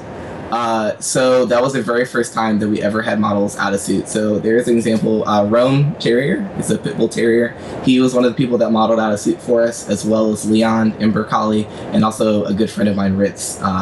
They all modeled the underwear out of suit. So yes, every single pair can be worn with or without a fursuit. I love the I love how it's just like transition. community. This ass. Our chat room was asking, have you started shipping internationally at all yet? Yes, there are orders going out. Next week is when we've been doing pre-orders up to this point. All the underwear you see out were either limited edition designs we did for cons, so like the rainbow edition we did for MCFC, the orange we did for FWA. Those are the only pairs that are actually out and there right now. All the pre-orders we did were up until this following week. Starting Tuesday, they're going to ship. We have orders from the U.S., Canada, Mexico, Taiwan, Australia, Oh my God. Germany, the UK, and China. So, okay, so I have a question kind of just about the semantics of this underwear. So, is this like underwear by furries for furries? Was it specifically invented for fursuiters? And even if it is specifically for fursuiters, because obviously that was a big plan all along, what is special about fursuiter underwear besides just the size? I mean, obviously there's tail hole and everything, or the tail loop, should I say, trademark, tail loop, trademark, TM. But I guess my question is, what other things did you have to consider when making underwear for the purposes you did? Okay, so one thing to remember is fur is it hides everything. I mean, literally, like even every fursuit maker will tell you any designs that you come up with are hidden by fur. Fur is very dense, it's very thick, and makes everything just big. So there's a couple things that we had to take into consideration with coming up with this. So one is that we use elastic, a very stretchy nylon elastic on all of the openings. So the the leg openings are stretched to about 1.5 of their size. The waistband is made with a non-roll elastic, which means that they won't roll over or get rolled over by the fur itself. Right. It also means that when it's sitting on the fur, it's not stretching it or making the fur look out of place. If you look like in that picture, it just looks like it's just going into the underwear and then coming straight out. So that was kind of the things we had to take into consideration. And the other feature that we also talk about on the website is every pair right there in the middle where the bulge is, there's a pocket. So for people who are wearing it over a fursuit and maybe it's not modded and they want to make it look like it's a little bit more bulgy, there's a pocket that sits in there, so you can stick a sock or a foam insert to make or your phone, you know. Yeah, or your phone. That's what I personally use. But yeah, to make a quote unquote what we call a simulated bulge. Simulated bulge. TM. There you go. There's a couple of features right there that is really designed for fursuits. Obviously, it was designed with fursuits in mind, but because of the sizing, they could be worn without a fursuit perfectly fine. Actually, I have a pair on myself right now. Hashtag not thirsty. Yeah. Oh my God, very nice. So what future idea? I mean, you have obviously getting started in a brand. You're going to do branding soon.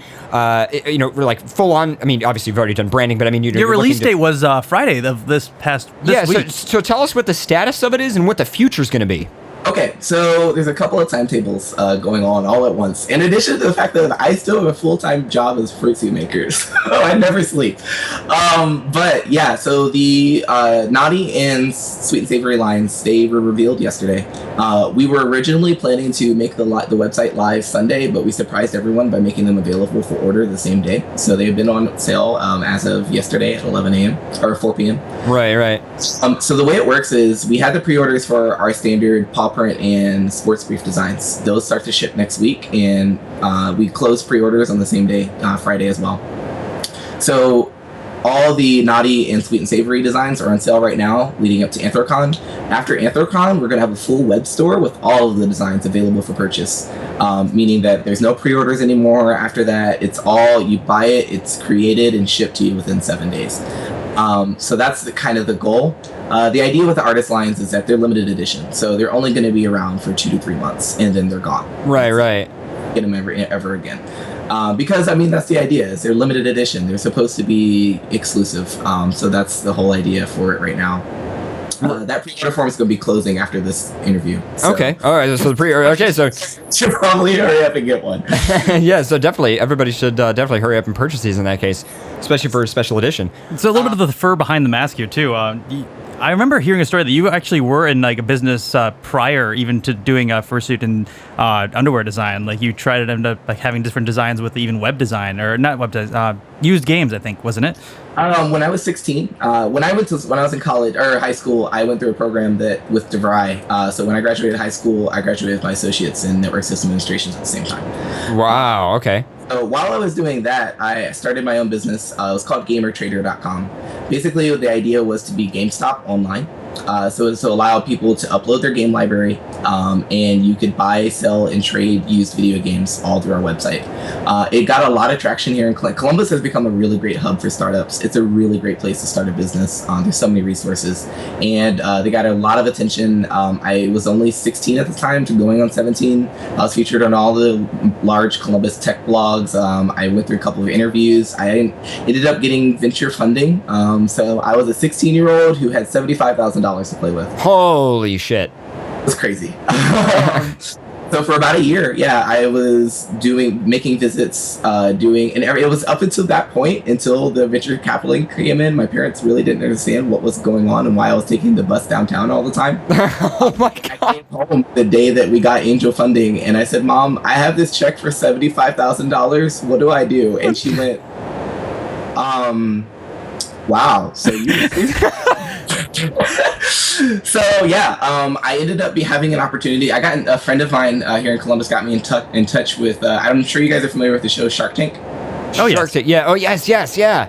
Yeah, so they got me in touch with the casting director. This was right before when they were casting for the first season of Shark Tank. They got me in touch with the casting director, and we were talking about having me on the show, but unfortunately, I was under the age of 18, so they weren't able to allow me on the show. And at the same time, I was applying for schools. I ended up getting accepted to Ohio University for marketing and finance. I later decided to change to architecture, but I was at a crossroads. I was on the cusp of launching the website and having it go live. I had all these investors that were relying on me. There was talk of being bought out by GameStop. A lot was going on. And at the end of the day, I had this conversation. I sat down with my mom and I said, "Mom, I'm either going to have to go to school or do Gamer Trader. I can't do both." And right. Long talk. And at the end, I decided that school was more important. Having that backup to fall back on should things fall through is more important than something that could fail completely.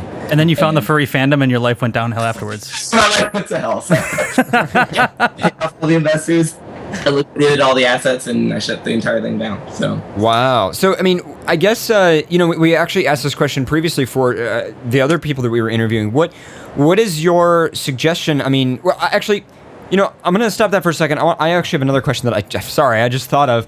What is Versace to you? Is this like a life dream? Is this just something you came up with that idea and you're starting with? Is this a business? Is this like a hobby to you? What is it to you? Okay, so it's funny. When I was back in high school, I had an opportunity to go to our career center for fashion design or AutoCAD. I am very happy that I ended up not doing either because I went to DeVry. But I made the decision to do AutoCAD because I wanted to go into architecture, which is what I'm currently in school for at the moment. Right. And at the time, but I love fashion. I've always loved fashion. I love to shop. I love everything about it. Calvin Klein, runway shows, the Victoria's Secret, Angels, all of it. I absolutely adore it. Well, you're a dancer for it too, and you look good in high heels, I think. Yeah, I guess that's part of it as well.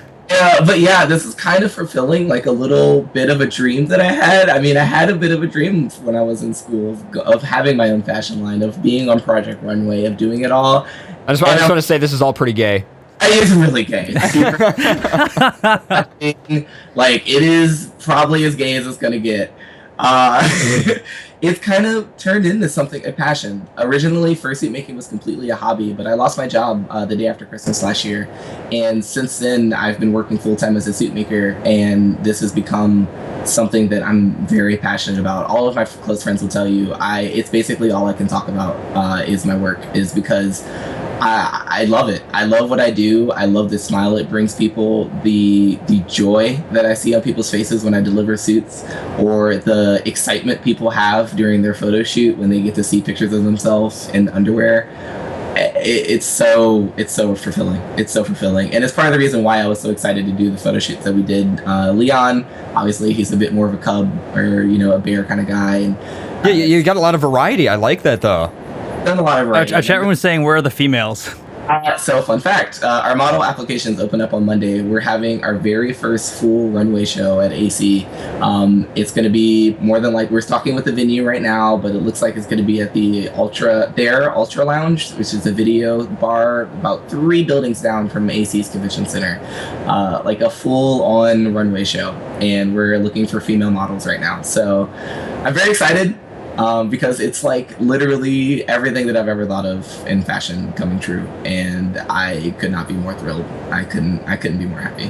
Okay, so I guess that question of what is it to you does stem into the next one I had, which is simply, do you have any advice for people who maybe want to do, maybe not something exactly similar, but just they want to start their own project, they want to start their own business, they're kind of growing up in life and they want to do something like this. I mean, obviously you had a lot of experience, you had, a business that fell through on you and you learned a lot, you stayed in school. I guess, what was your whole path to this?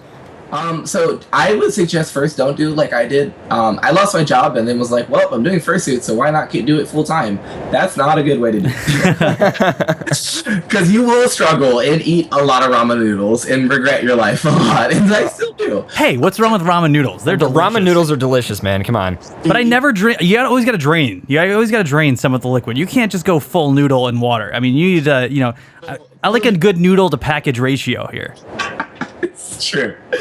But what I would recommend is keep at it. There's a lot of times that you'll be knocked down and a lot of times that you're going to have disappointments. Even with the current launch. I mean, the launch didn't go as well as I planned it to, but hopefully it'll pick up, over the next week. I have to stay hopeful. I've had pre-made suits sell for $50 and it cost me $100 in materials.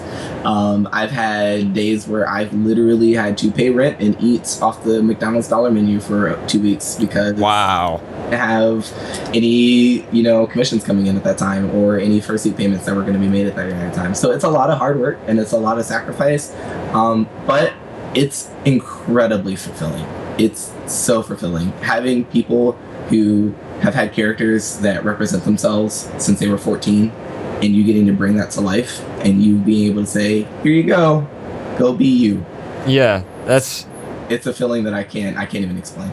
I have to say that sometimes just the stress of things being so, unstable, even though it's something you're doing something that you love and doing something that, means so much to you, it balances out in a way that when you even have the struggles or the hard times, it keeps you strong with your ambition and keeps you strong with your ideas and wanting to do it more, even though, it hits unstable ground, but you continue to work harder, or you continue to try to better yourself, or even continue to, improve on where you can go, from there, or improve on what you're doing. So it's always a great thing to see like that. It's like you said, it's a struggle and it's a sacrifice, but when you're doing something that you're passionate about, it makes it a lot easier to bear those hard times. All right, so I guess the next thing is, obviously besides everybody going to the website, oh my God, go to the website for sase.com, what is the main thing you want to just kind of I was going to say, what started you in furry, to be honest? Let's just jump kind of okay, you want to do that? Okay, yeah. So how did you get started in furry? Well, how did you become the, dog that you are? Yes. Okay, back in 2007, I had never even heard of the furry fandom or anything. Looking back, I don't know, I'm sure you guys have had these moments where you look back and go, you regret everything. Yeah, I know, I feel that way. See, I've never regretted everything. I just kind of laugh at how it happened. I never regret anything. There's not a part of me that regrets the furry fandom. Yeah. Like, how did I not know? Watching The Emperor's New Groove on repeat till I knew all the words, like that kind of stuff. Like, come on. But yeah, back in 2007, I met this guy on this gay IRC chat room. And yeah, that's where it always starts. Yeah, right. And we talked, and like all 14-year-olds, we instantly were talking like nonstop all the time. And he sent me this. I'm sure you guys have seen the Zosh comic with the Dalmatian and the Husky in the kitchen. Yeah. Oh God, yes. My very first mate, and God, it had to have been 2008, sent that to me. Oh yeah, so yeah, 2007, he sends me this and goes, that could be us. And I'm like, what? Oh my God, yes, that's how it starts. That's how it starts. To me, then he introduces me to Second Life. And it kind of just descended from there. From there, I found Fur Affinity, and yeah. So originally, and then from that first comic, I discovered Dalmatians, and I read more about them as a species, and I really took a liking to them. I felt a kinship with them, and then it's really funny. After a year and a half, I was a regular I started as a black fox, like everyone, and then like everyone. I was never a black fox. I was always blue. Yeah, Pharaoh was always blue. There was something wrong with me. And then, a year later, my friend Billy Wolf, who's not in the fandom anymore, but he was like, "You should be black with white spots. You're like black, so it makes sense." Like, oh my god, I should. And so ever since then, I've been an inverted Dalmatian, and it's just stuck. It's like what I should be. So yeah. An inverted Dalmatian. Well, it works good for you, I think. It's very signature. I like it. Yeah, it's very. I'm not sure if because I've seen him dance in high heels. I think that is the most incredible thing I've ever seen. Is how you can strut in high heels, blows my mind away. I can say that straight up. I'm blushing as hard as a black man can blush.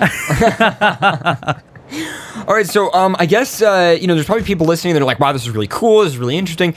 Obviously, there's the website. Like, again, guys, oh my God, go to the website. What is something you'd like to say for people who want to jump in? Is there something they should do right now? Limited edition? Is there a page they should go to? Is there a way they can support you? A Kickstarter? What's going on? There's a couple things. So I just posted a link to the website right there in the chat. It's Versace.club, not .com. not .com. Yeah. So just to show people, it is Versace.club. Yeah. Yeah, .club. And that will take you straight to the website. From the main page, it has links to both Balloons and Cupcake Creatures website, or landing pages. We have PayPal fully integrated into the website. You can add them to your cart, and from there you can check out. We accept credit, debit, and PayPal balance. You do not need a PayPal account in order to order from us. I was very insistent on making sure that was a thing, because I know some people don't like having a PayPal account. Yeah, some people are afraid of PayPal, but yep. Yep. So I went ahead and set that up. Additionally, we have a Patreon. It is patreon.com/DownMayDoThat. Through the Patreon, it really helps me a lot. My goal is to hopefully get that to a level where I don't have to worry about paying rent every month. Oh my God. What we do with our patrons is they get early access to all of our designs. Okay. And at certain levels, so at the $10 level, you get a free pair of underwear every 3 months, in addition to having access to private live streams. At our $25 level, you get access to all of that, all of the discount codes and things that we post. But in addition, you get access to a full poster-size glossy print of our models once every month. Wow, that's actually really kind of nice. Might have to sign up for that. They're in underwear printed out on the wall. And then the highest level, which is really kind of for people who absolutely love underwear, it's $100 a month, but you get 3 to 4 pairs of underwear each month. It's our Versace Club basic level. A lot of underwear. That's a lot of underwear. But what also they get access to is when we are doing artist lines and we're preparing them, they're going to be our sample sizes. So they get access to all of our artist lines and all that information 2 to 3 months ahead of the general public. So super exclusive. They have to sign a non-disclosure agreement. So there's a lot going on. Oh my God. It's super interesting. I'll post the link in the chat, but the Patreon definitely helps a lot. And then the website, it honestly helps a lot. And like I tell every single person, it's expensive underwear. I understand that's $40 to $50. Not a lot of people could just drop that on underwear. But a retweet, a reblog, all that kind of stuff goes miles in helping us out. My real question is, are you going to make a pair of underwear with Adi's face on it? That should happen, and that needs to happen. I think that should happen. I'll probably buy a pair of underwear with Adi's face on it. I mean, we already got the t-shirts. We need the underwear. And we had underwear that said fan of Adi on the back. I think that should be a thing. I think it should be a thing. I would buy underwear that said fan of Adi on the back of it. Oh my God. Fan of Adi on my ass. I'd be okay with that. I don't think Adi's listening right now, but if he is, it's coming. I do have to make my next custom fabric order next week. So. We can probably get Freeze Frame to give you the screenshot of Adi's face. I mean, if you want Adi's face on the crotch. So have you seen the picture of the t-shirt that says I'm a fan of Adi going around at cons? I want one so bad. Okay, I took that picture. It's my favorite. That picture of Adi was off of my old smartphone at I think it was the second I think it was Furry Connection North.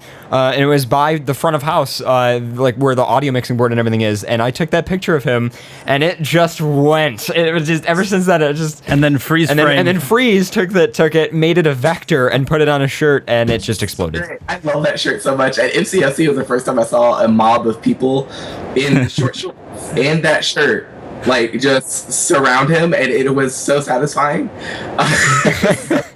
Absolutely freaking hilarious. Yeah, short shorts. Yeah. That short parade was that was interesting. So That was me. before we get to the short shorts party at the con, I just want to talk about one other thing. So speaking of these designs that are coming, the ideas for the future, what is the big future idea of where you'd want to take this? Not just maybe in the next couple of months, but where? Booty shorts.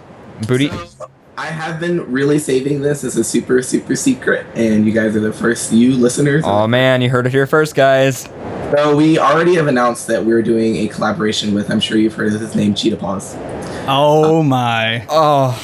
We know Cheetah Paws. Oh my god. Cheetah Paws is a fan of FurCast too. What you haven't heard is we are in talks of coming out with a collaboration calendar. So I'll leave it at that. I won't give any more details. Oh my god. But there is possibility of a fursuit underwear / Cheetah Paw art calendar coming out this year. I think you guys might be getting all of my money soon. I'll leave it at that. But beyond that, we are planning to eventually we're going to expand into apparel. It is going to be a apparel brand. So expect tanks, expect t-shirts, expect more underwear, and more artist collaborations. We already have 2 artists on deck that'll be coming out this winter. So FurCast underwear. Yeah. Stay definitely. Yeah, if you could make us some limited edition FurCast underwear for only us, that'd be great. No, I'm kidding. There we go. So, I guess, do you guys want to jump into the story real quick while we wait for the chat room to ask questions, if the chat room has any questions? Yeah. Ask questions, peoples. Yeah. So while we're waiting for the chat room to ask questions, Pharaoh and Delmy, what the fuck? Okay, so I met Pharaoh for the first time at that was like my first time meeting him, and I had no idea. I just got dragged into a room with him and Sozin and Tendo by Trey, and I'm just sitting there and I'm loud, and this Amazingly, is interacting with any of them, and they're just screaming at each other, like literally screaming, like actual. That's things. us. Yeah, that's pretty much. Someone looks at me, he goes, "This is how I meet all of my friends. I scream at them." We came to that conclusion at that party. We're like, how did we all meet each other? Oh, by screaming at each other. Literally screaming. And later that night, it's the dance, and I'm in suits, I'm hot, I'm still have my old suit at this point, so it's super hot, and I'm like, I had Den on, I think I was wearing Den, and I'm like, I need to get out of this thing, and I walk out of the dance, and I don't know how to describe it other than one of those moments in your life where it just goes in slow motion, and you will forever remember it. Oh my god, I remember when we attacked you. It's Trey, Sozin, Fairy, I don't even know who all it was, but they're all in these short shorts. And I'm not talking about just short shorts. I'm talking about literally if they were an inch higher, the dicks would be out. Yeah. Shorts. And they just mob me. Just mob me. And I'm like, what is happening right now? I never regret my first short shorts party. Well, because what started those, to be honest, was everyone does, underwear parties at cons or toga parties at cons. And we did a charity show. And I went to Goodwill and we got all these ridiculous outfits and ended up buying tons of, like 4 or 5 pairs of short shorts. And made people wear short shorts during the charity show. You had to, swap out. And it was funny and yada. And then I was like, oh my God, we need to do a short shorts party at a convention. And we did it at MFF this past year, and it blew up, and it went nuts. And then everyone was strutting in short shorts, and we walked around like a gang. And then I love it. I think it's freaking hilarious. And then we decided to do round 2 at MCFC, and It was just a mess. It was beautiful. I looked at the pictures later of you guys like just crowded around audience. We felt so bad too because we rated the dance comp, like, and we were cheering, but like everybody turned away from the dancer to look at you guys, and we're like, we need to leave now. Like, we felt so bad. Like, me and Sozen were like, we're stealing attention. Like, we were just cheering on the dancer, but it went absolutely nuts. And I just remember everyone turning around, and we were trying to get your attention because I think you were hosting over the dance comp. We're co-hosting it. I was in suit, so I couldn't see shit. Oh my god, you would have died. Is that on air? Am I allowed to say? Is that? Oh, you can say whatever the fuck you want. Oh, you can say whatever the fuck you want, dude. Oh, I didn't know if I was limited. Oh no. We never fucking swear on this show. Yeah, we never fucking swear on air, and man, those FurCast guys suck. Oh, wow. Well, I guess I'm just trying to think. So, is there anything? I mean, since I guess you're the interviewee, is there anything you want to just say or get out, or anything you want to tell people that? I would say, I would tell people that if you have an interest in suit making, if you have an interest in doing something that you love, I would say try it. This fandom is full of amazing people. It's full of very supportive and amazing individuals. There are so many resources out there for you to reach out and start doing something you love. Don't quit your day job first, or just immediately jump in. Have something that gives you actual money first.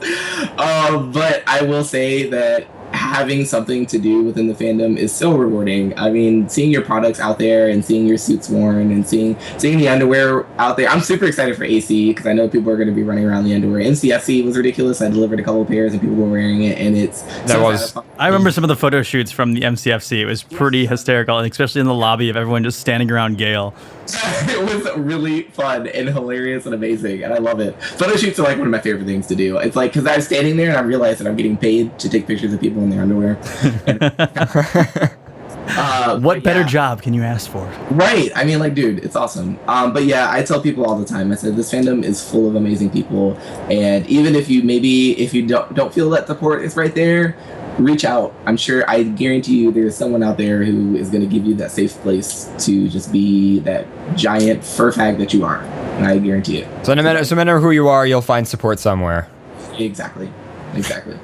As the community thing with some ass scrolls up onto the screen here, that I'm right there you go. I'm just b-rolling your website, and it's just funny how sometimes things match up. But yeah, well, I guess thank you for interviewing with us, and they're so honored to be on here. I know what the amount of work that you guys put into FurCast is ridiculous, and I am super excited for you guys' 200th episode. Oh my god, that's gonna be amazing! Like.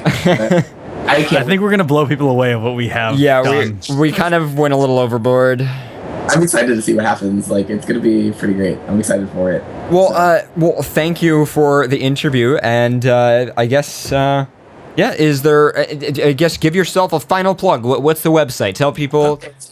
So the website is Fursace, FURSACE.club. And from there, you can find all the information on how to order. Pre-orders for our Sports Brief and Pop Read Edition are going to close right after this interview ends. So if you wanted a pair of those, definitely get on top of that. Otherwise, our Naughty and Sweet and Savory designs are for sale right now. So go ahead and check it out. It's the first time we've done a jock brief. It's the first time we've done a trunk. And it's also the first time that we've done women's underwear.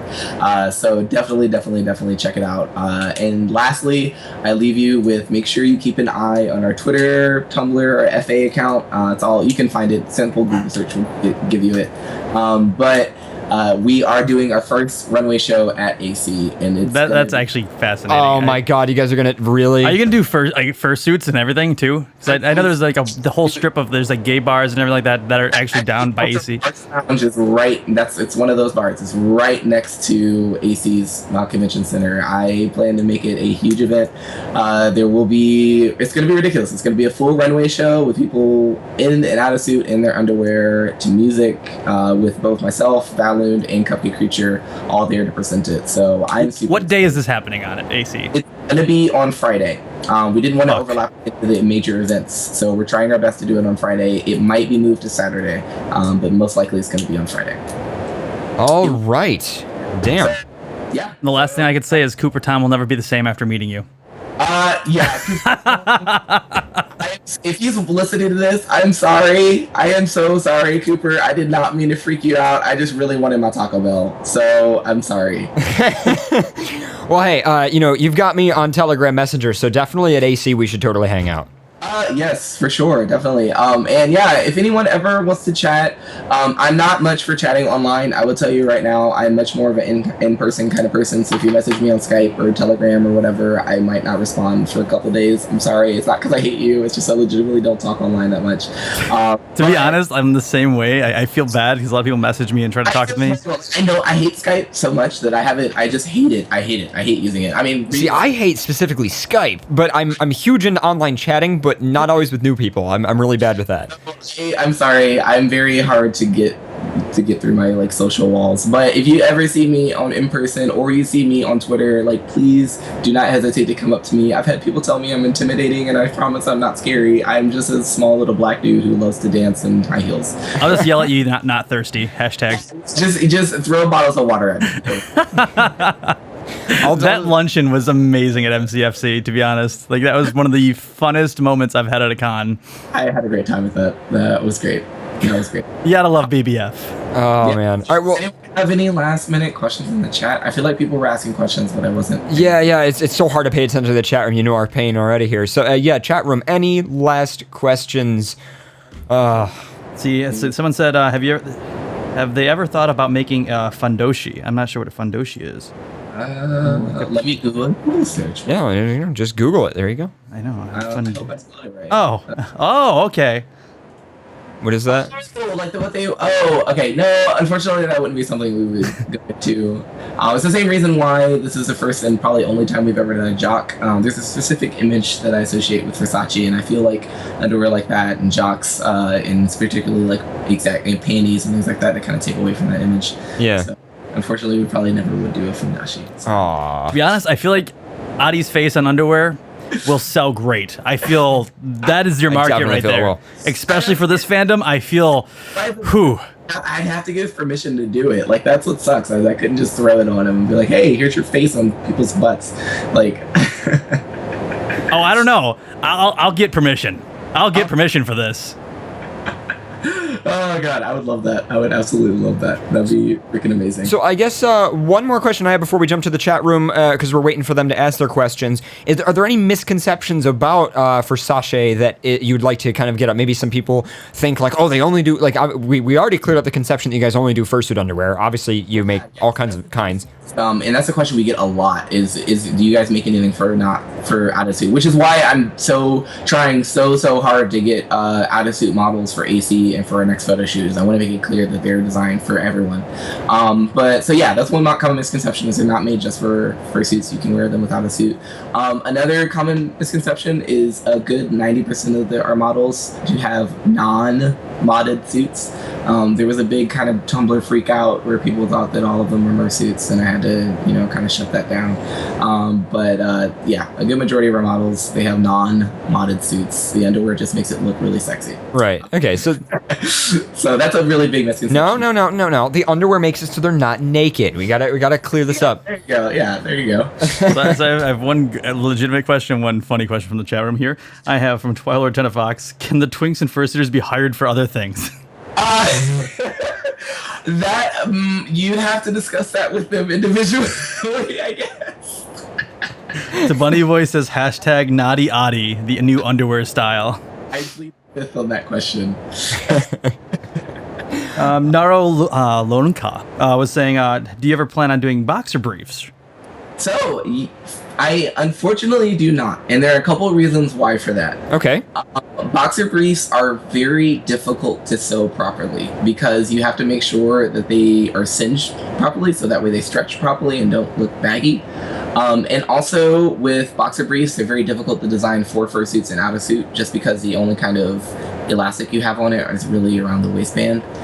So if I did it solely for fursuits, it'd be too big out of suit, and if I did it for people out of suit, it'd be too big for fursuits. So a boxer brief or just a pure boxer is something that we probably won't do. But right now we have the sports brief, which is a shorter one, the brief, which is a standard brief, and then the trunk, which is a shorts. So what you're trying to say, and by the way, the lower third guys has said music break. We're not on a music break yet. That's my fault. I accidentally clicked the wrong thing. So I guess what you're trying to say though is that all of his underwear is for people who like tidy whities. Basically, yeah. All right, there you go. Show off some skin. So everybody always says boxers versus briefs, and yeah, we're very much briefs. we're very much briefs. There you go. Briefs win.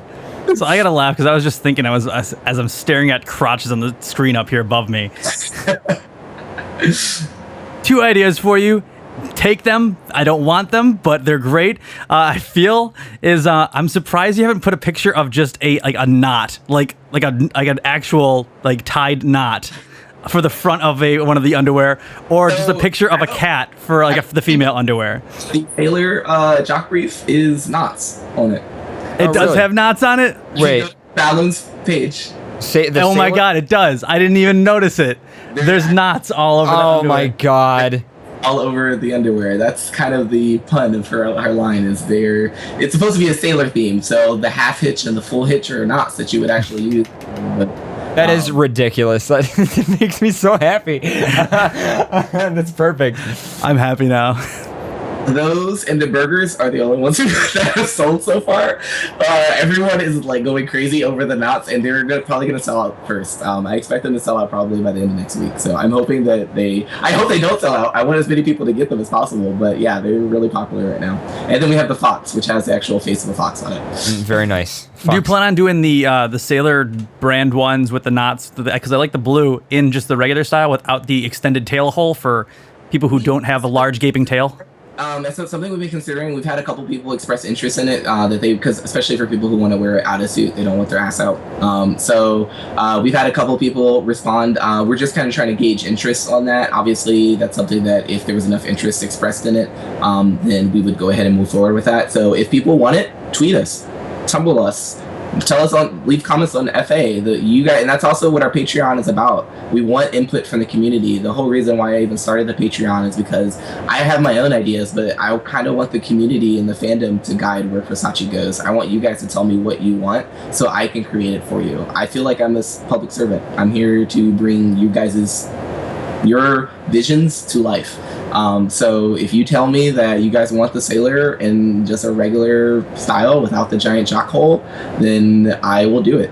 I'm totally open to it. Well, you got a burger, so you definitely need a fish taco. I mean, for the cats. for the cats, of course. The cats do need to be satisfied. This is true. Oh my god. Well, nothing satisfies cats more than fish taco. This is true. They do love that fish. All right. Well, thank you very, very much for your time, and I definitely think you might be getting some money out of my pocket at very soon. And Thank you. well, thank you for being on the air, and we'll see you at Anthrocon. And we're teaming up with you to make Adi underwear. Yeah, definitely. That needs to happen. All right. Thank you guys so much for having me. Always a pleasure. Thank you so much. You are welcome. All right. Bye-bye. Bye. Oh, wow. That was... There you go. Fursuit underwear. It makes me so happy. I like everything about that. I love it. It's like, the other thing I like about it is that it's at that perfect balance of naughty but not quite naughty, and I think that's why people like fursuit underwear so much, is because of that. But anyway, so we're going to jump on another break real quick, and then maybe we'll do some last minute Q&A, and then maybe we'll call it a night, guys. We're not really sure. We don't want to do too long of a show for our 199x episode here. Once again, this is not episode 200. It's episode 199x. In the meantime, we'll be back after a quick 10 to 15 minute music break.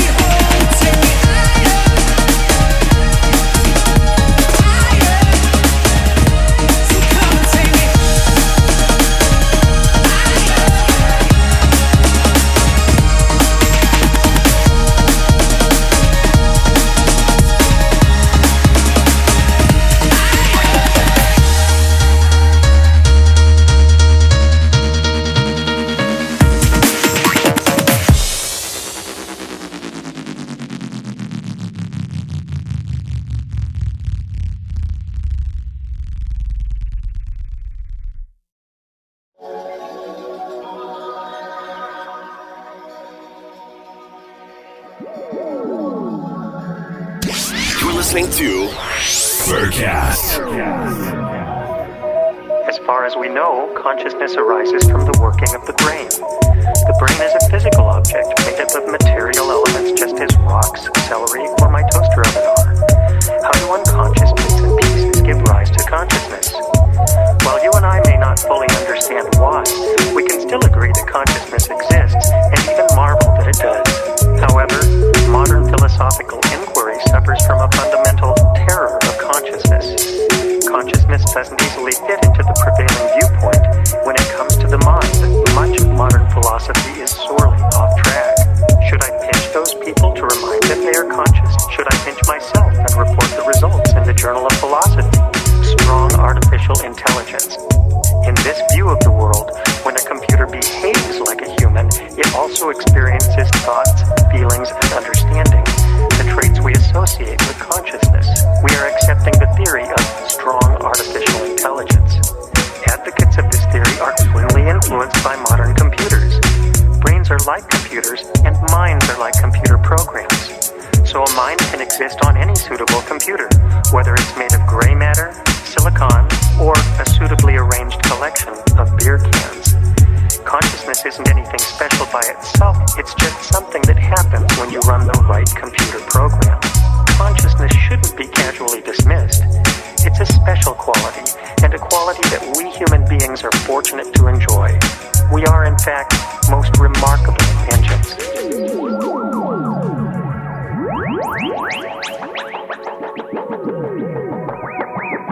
Remarkable engines.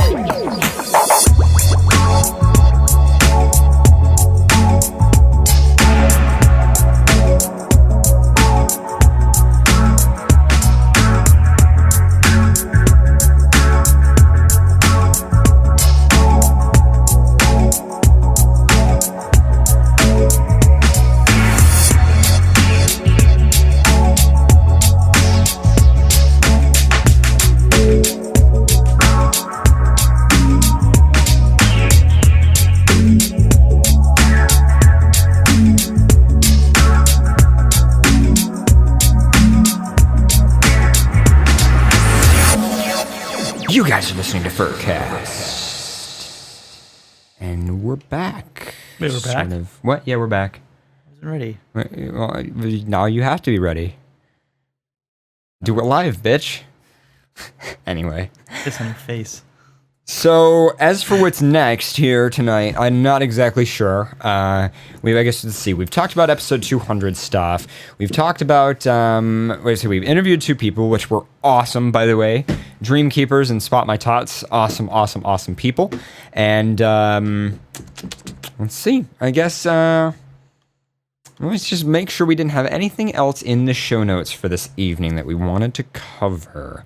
There was a huge comment on our last episode on YouTube regarding the furry survey stuff. We're actually, in response to that, going to try to get an interview with Nuka, who is the guy who does the furry survey. We've actually already interviewed him twice, but we're going to interview him again specifically about that topic of the bad surveys that were going around, the person who was associating furries inherently with zoophiles, which is a little not exactly correct. So we're going to be interviewing him on that. And I guess, yeah, that's pretty much it. I'm going to tell you one thing, Pharaoh. Before we get to episode 200, I'm going to have to fix this MIDI controller.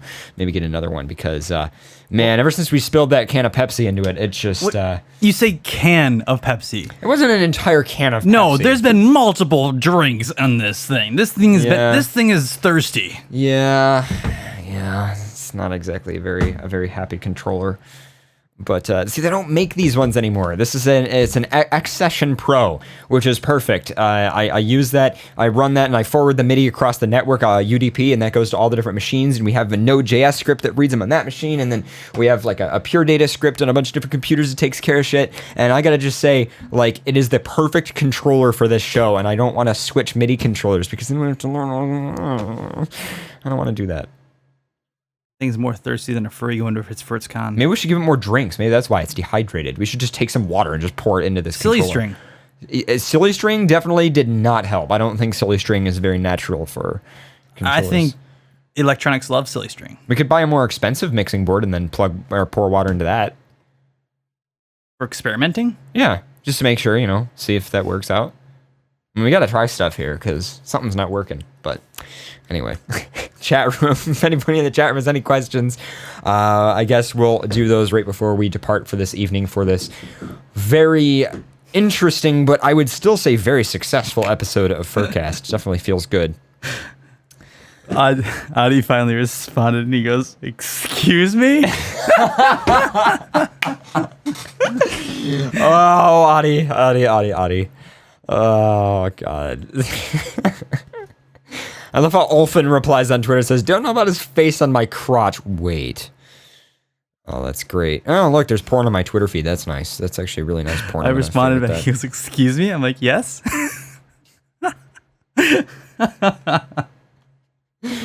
Oh, man. I'm going to favorite that from my Twitter account. Oh, I accidentally favored that from Wolf Tech Support. There we go. I'm going to spam Adi with favorites. Did you see this one?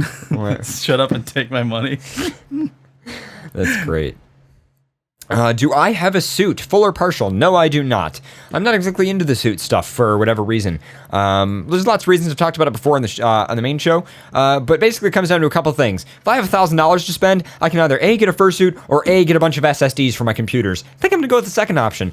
Second reason is that I'm furry for a reason that's different than probably a lot of people are furry.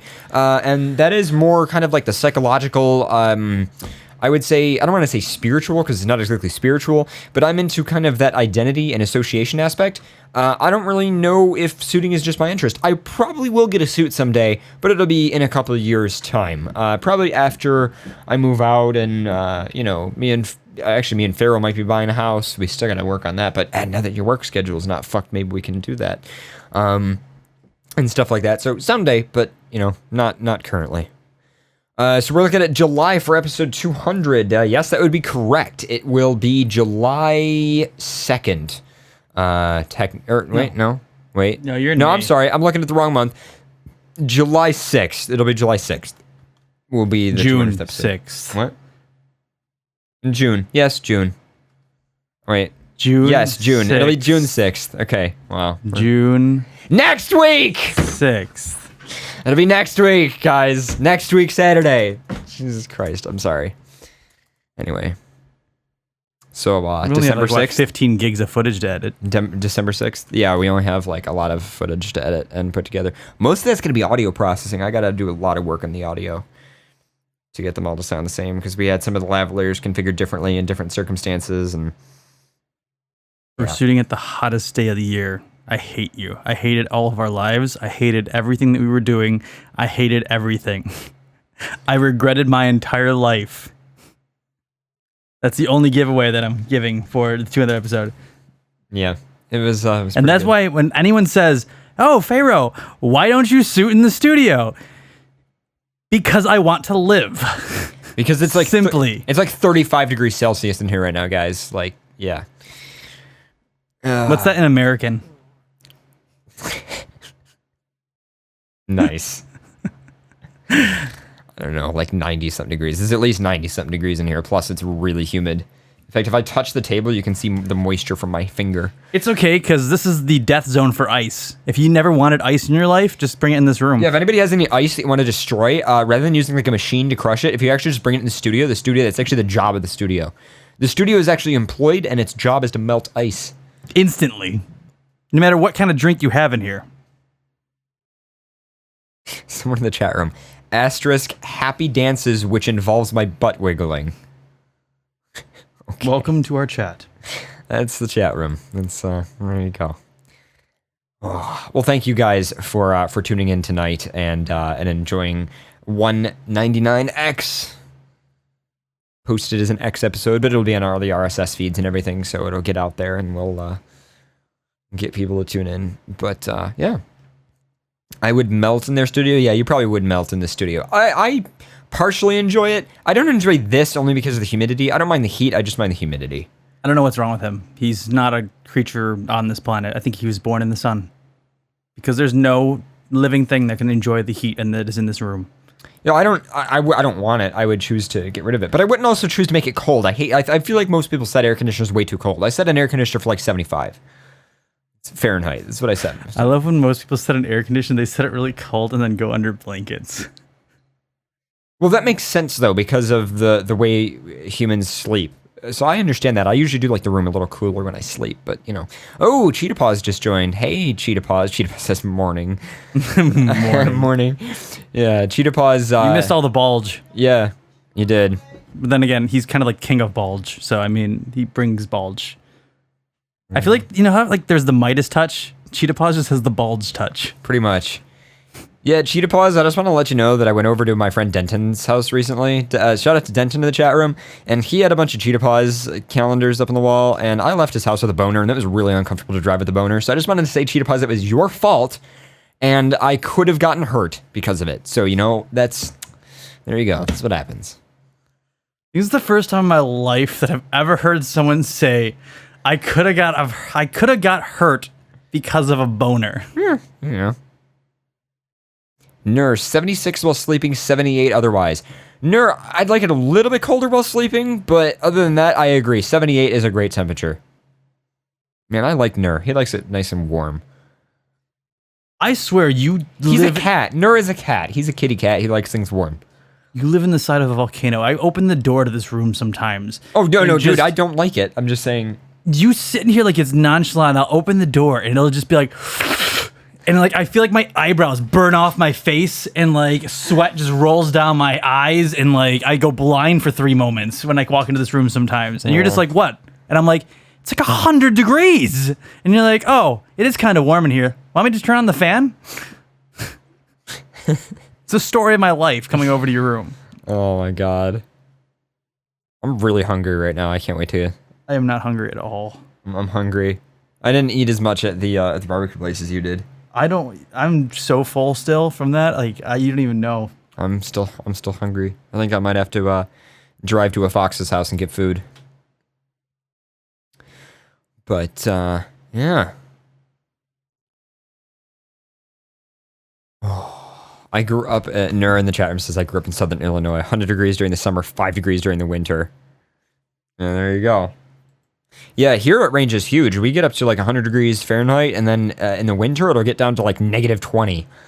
Heat doesn't bother me that much. I can deal with 100 degrees. But that's what I'm saying. I said heat doesn't bother me, just the humidity bothers me. I hate how muggy it is right now. It gets so... You could just cut the air with a knife and just like feed yourself water. That's how I feel. I will say though, I do like it when it's cool and humid. I do like cool humidity. I feel like that's nice. I can live in Arizona heat. Fox. Yeah, I could too. I like that. Will I ever grow my hair back to long again? No, I actually plan to get it cut now that we're done filming shit. But yeah. Man, work was crazy this week. We finally, by the way, Pharaoh, actually fun fact. So you know how you say I like it warm? I've been sitting in a hot server room almost all year at work. Because the air conditioning system died at work, and it was like 10 people worth of paperwork to fucking get that fixed. And they finally put a really nice new HVAC system that cost like $30,000 in. But of course, it took them forever to do that. So most of this entire winter, I've been sitting in like a 90-degree room at work. Like my desk where I sit at work is like a 90-degree room. And my inner body is like an Arctic fox or a polar bear, I swear. The servers are so much quieter now that we have it cooler. In the winter here, I can go out in like a Speedo and be completely fine. Like, I'm not affected by cold. Like, cold. I actually, can I say that though? My favorite temperature is the temperature where you can be naked and not be cold. That's actually a really interesting thing. Like, I always like to make sure that, like, if I have a house or I have a living space or a room, it has to be that temperature where you can be naked and be comfortable. Oh, I'm not living with you. I changed my mind. Well, whatever room I'm in is obviously going to be warmer because of equipment, so, Anyway. Yeah, like, that's the thing. I've always noticed whenever I go to, like, other furries' houses, it's always that temperature. It's always that nice, like, 70-something degree temperature where you can, I don't know. Posted on our Facebook post that this is actually not an episode. It's just be 2 hours of loud animal noises. Well, I mean, that's pretty much every FurCast episode. I know, though. it pretty much is. Yeah, every FurCast episode. If you guys liked the Twitter has been getting so many favorites and retweets every time I make a stupid fucking furry joke tweet, and I love it so much. I always make jokes on the Twitter. For example, a tweet that got a lot of retweets recently was Just a daily reminder that if you listen to our show, you should in fact not be driving because you are an animal and cannot drive using paws. I can drive using paws. I can maybe drive using paws. Maybe. Have you seen me drive in fursuit? It's Yes, pretty cute. I have seen you drive in fursuit, and it's I'm kind of worried Dangerous. for your car. We're definitely dangerous. But it's fun. I am a cat and I cannot computer, says Nur. Anyway, well, guys, thank you for chilling out with us, hanging out. Do you want to just maybe like do a kind of a post show in quotes and take some calls? What do you think, Farrah? Do you want to just get out of here? I don't know, because today is not really a real show. So I mean, if we want to, off camera take a few calls, that's fine. But I'm not doing any like legit post show. Any legit post show? All right. Well, I think we should probably end it for the recording. So, for all the podcast listeners, to everybody on YouTube, thank you for all of your support, your downloads, your comments. I do read every single YouTube comment on the YouTube channel. I reply to a lot of them. Every single one. I get an email. Speaking of getting an email, if you want to get an email anytime we post an episode, or anytime there's a single news post on the FurCast website, anytime a show is canceled, anything, if you want to get an email for it, furcast.fm/subscribe. You can actually sign up via email for updates from our website. It's totally worth it. And if you're ever in the area, guests. If you're ever in the area, you want to hang out with us, you want to go out to eat, if you want to guest, just understand that we want to hang out with you first, all right? We've had a few people that are like, oh, I'm going to be in the area, can I be on the show? And we're like, can we like meet you first and hang out first? And they'd be like, no, I'm just going to be in the area for that little bit. It's like, I don't know. To be honest, I don't mind, depending on if I've... Depending on, sometimes I've known people online for a while and it's okay, but every once in a while there's somebody who approaches us that like, I've never heard of them, and they're like, can we be on? And I'm like, let's hang out. Let's go out to eat or something. But speaking of that though, I do love hanging out with you guys when you come through the area. It's always fun. And if you're ever at cons, we'll be seeing you at cons, of course. Yeah, I always feel bad, but people can always, if they're ever in the Buffalo area, just tweet at us. And yeah, and thank you to all of you guys who have actually continued sending in emails. We will get to them eventually. We just kind of need to sort that out and actually get back to doing a normal show because it's been really hectic trying to. I've see emails. I get notifications on my smartphone all the time that there are new emails on the FurCast account, and it's just we'll try. We'll get there, and I feel weird doing a weird show, but if you guys enjoyed it, everybody in the chat room. You guys think that we should do this more often? Chat room's weird today. Yeah, chat room is interesting today. It's not our normal crowd. Well, it's our normal crowd, but they're not acting normally. They're like talking and typing instead Must be a full moon. Instead of meowing and barking. Yeah, it's definitely because of that. Let's see. Yeah. Oh, everybody enjoyed it. Oh my God, that's a lot. Yeah, we'll just spam the chat room with :3. Anyway. Definitely want to have Sozin on the show at one point, or even Shia. Because that'd be fun here. They would be fun. I'd like to have Bandit on the show just to see how it would go. I feel like that'd be interesting. Do you know what I mean? There's a lot of people that I'd love to have on the show just for a little while. Just to joke around with, because that's all we do. It's really what it's about, is just having a good time and having good chemistry. That's the primary thing. That's the thing. If any of you guys are interested in getting into doing podcasts, getting into all that stuff, your chemistry is going to matter way more than your production value. You don't need $2,000 mics, even though soon we might be upgrading again. We might be upgrading to that, but yeah, let's not talk about that. Okay, yeah. There's other things we probably should be focusing on. But yeah, I still like the No 03. When's the FNT? When is the FNT nearest to the end of June? All right, so there wasn't an FNT this week. So that means the 5th there won't be, the 12th there will. Theoretically, the 26th, the 26th of June, there should be an FNT. Theoretically, if I keep the every other week thing going, which I will. If I know that somebody's visiting, I'll do it. I've actually offset FNT by a week. Like, I'll delay 3 weeks instead of 2 weeks, specifically to let people be on the show and stuff, Nur. So don't worry about that, Nur. We might have Nur on the show. Wouldn't that be interesting? Every time you say Nur, I keep thinking of Pinky from Pinky and the Brain. Narf! Just the Narf. Narf. Right. Anyway, all right, so like I said, YouTube, podcast listeners, goodbye. Bye. Bye. We're not going to do a normal ending. I guess we could play the normal ending music, but, So long, and thanks for all the Actually, I know what we can play. Hold on. All right. So, I'm going to find it. Damn it. I almost had it. I want to play an end theme. I want to have it. Here we go. All right, so podcast listeners, good night. I know it's sad that we have to leave you, but for everybody tuning in live. But since we're not doing an ending song and you don't get to listen to the pleasureful ending song, YouTube and podcast listeners, I'll leave you with this.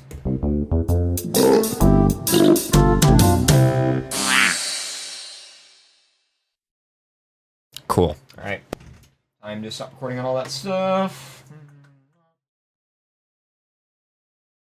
Bye, YouTube.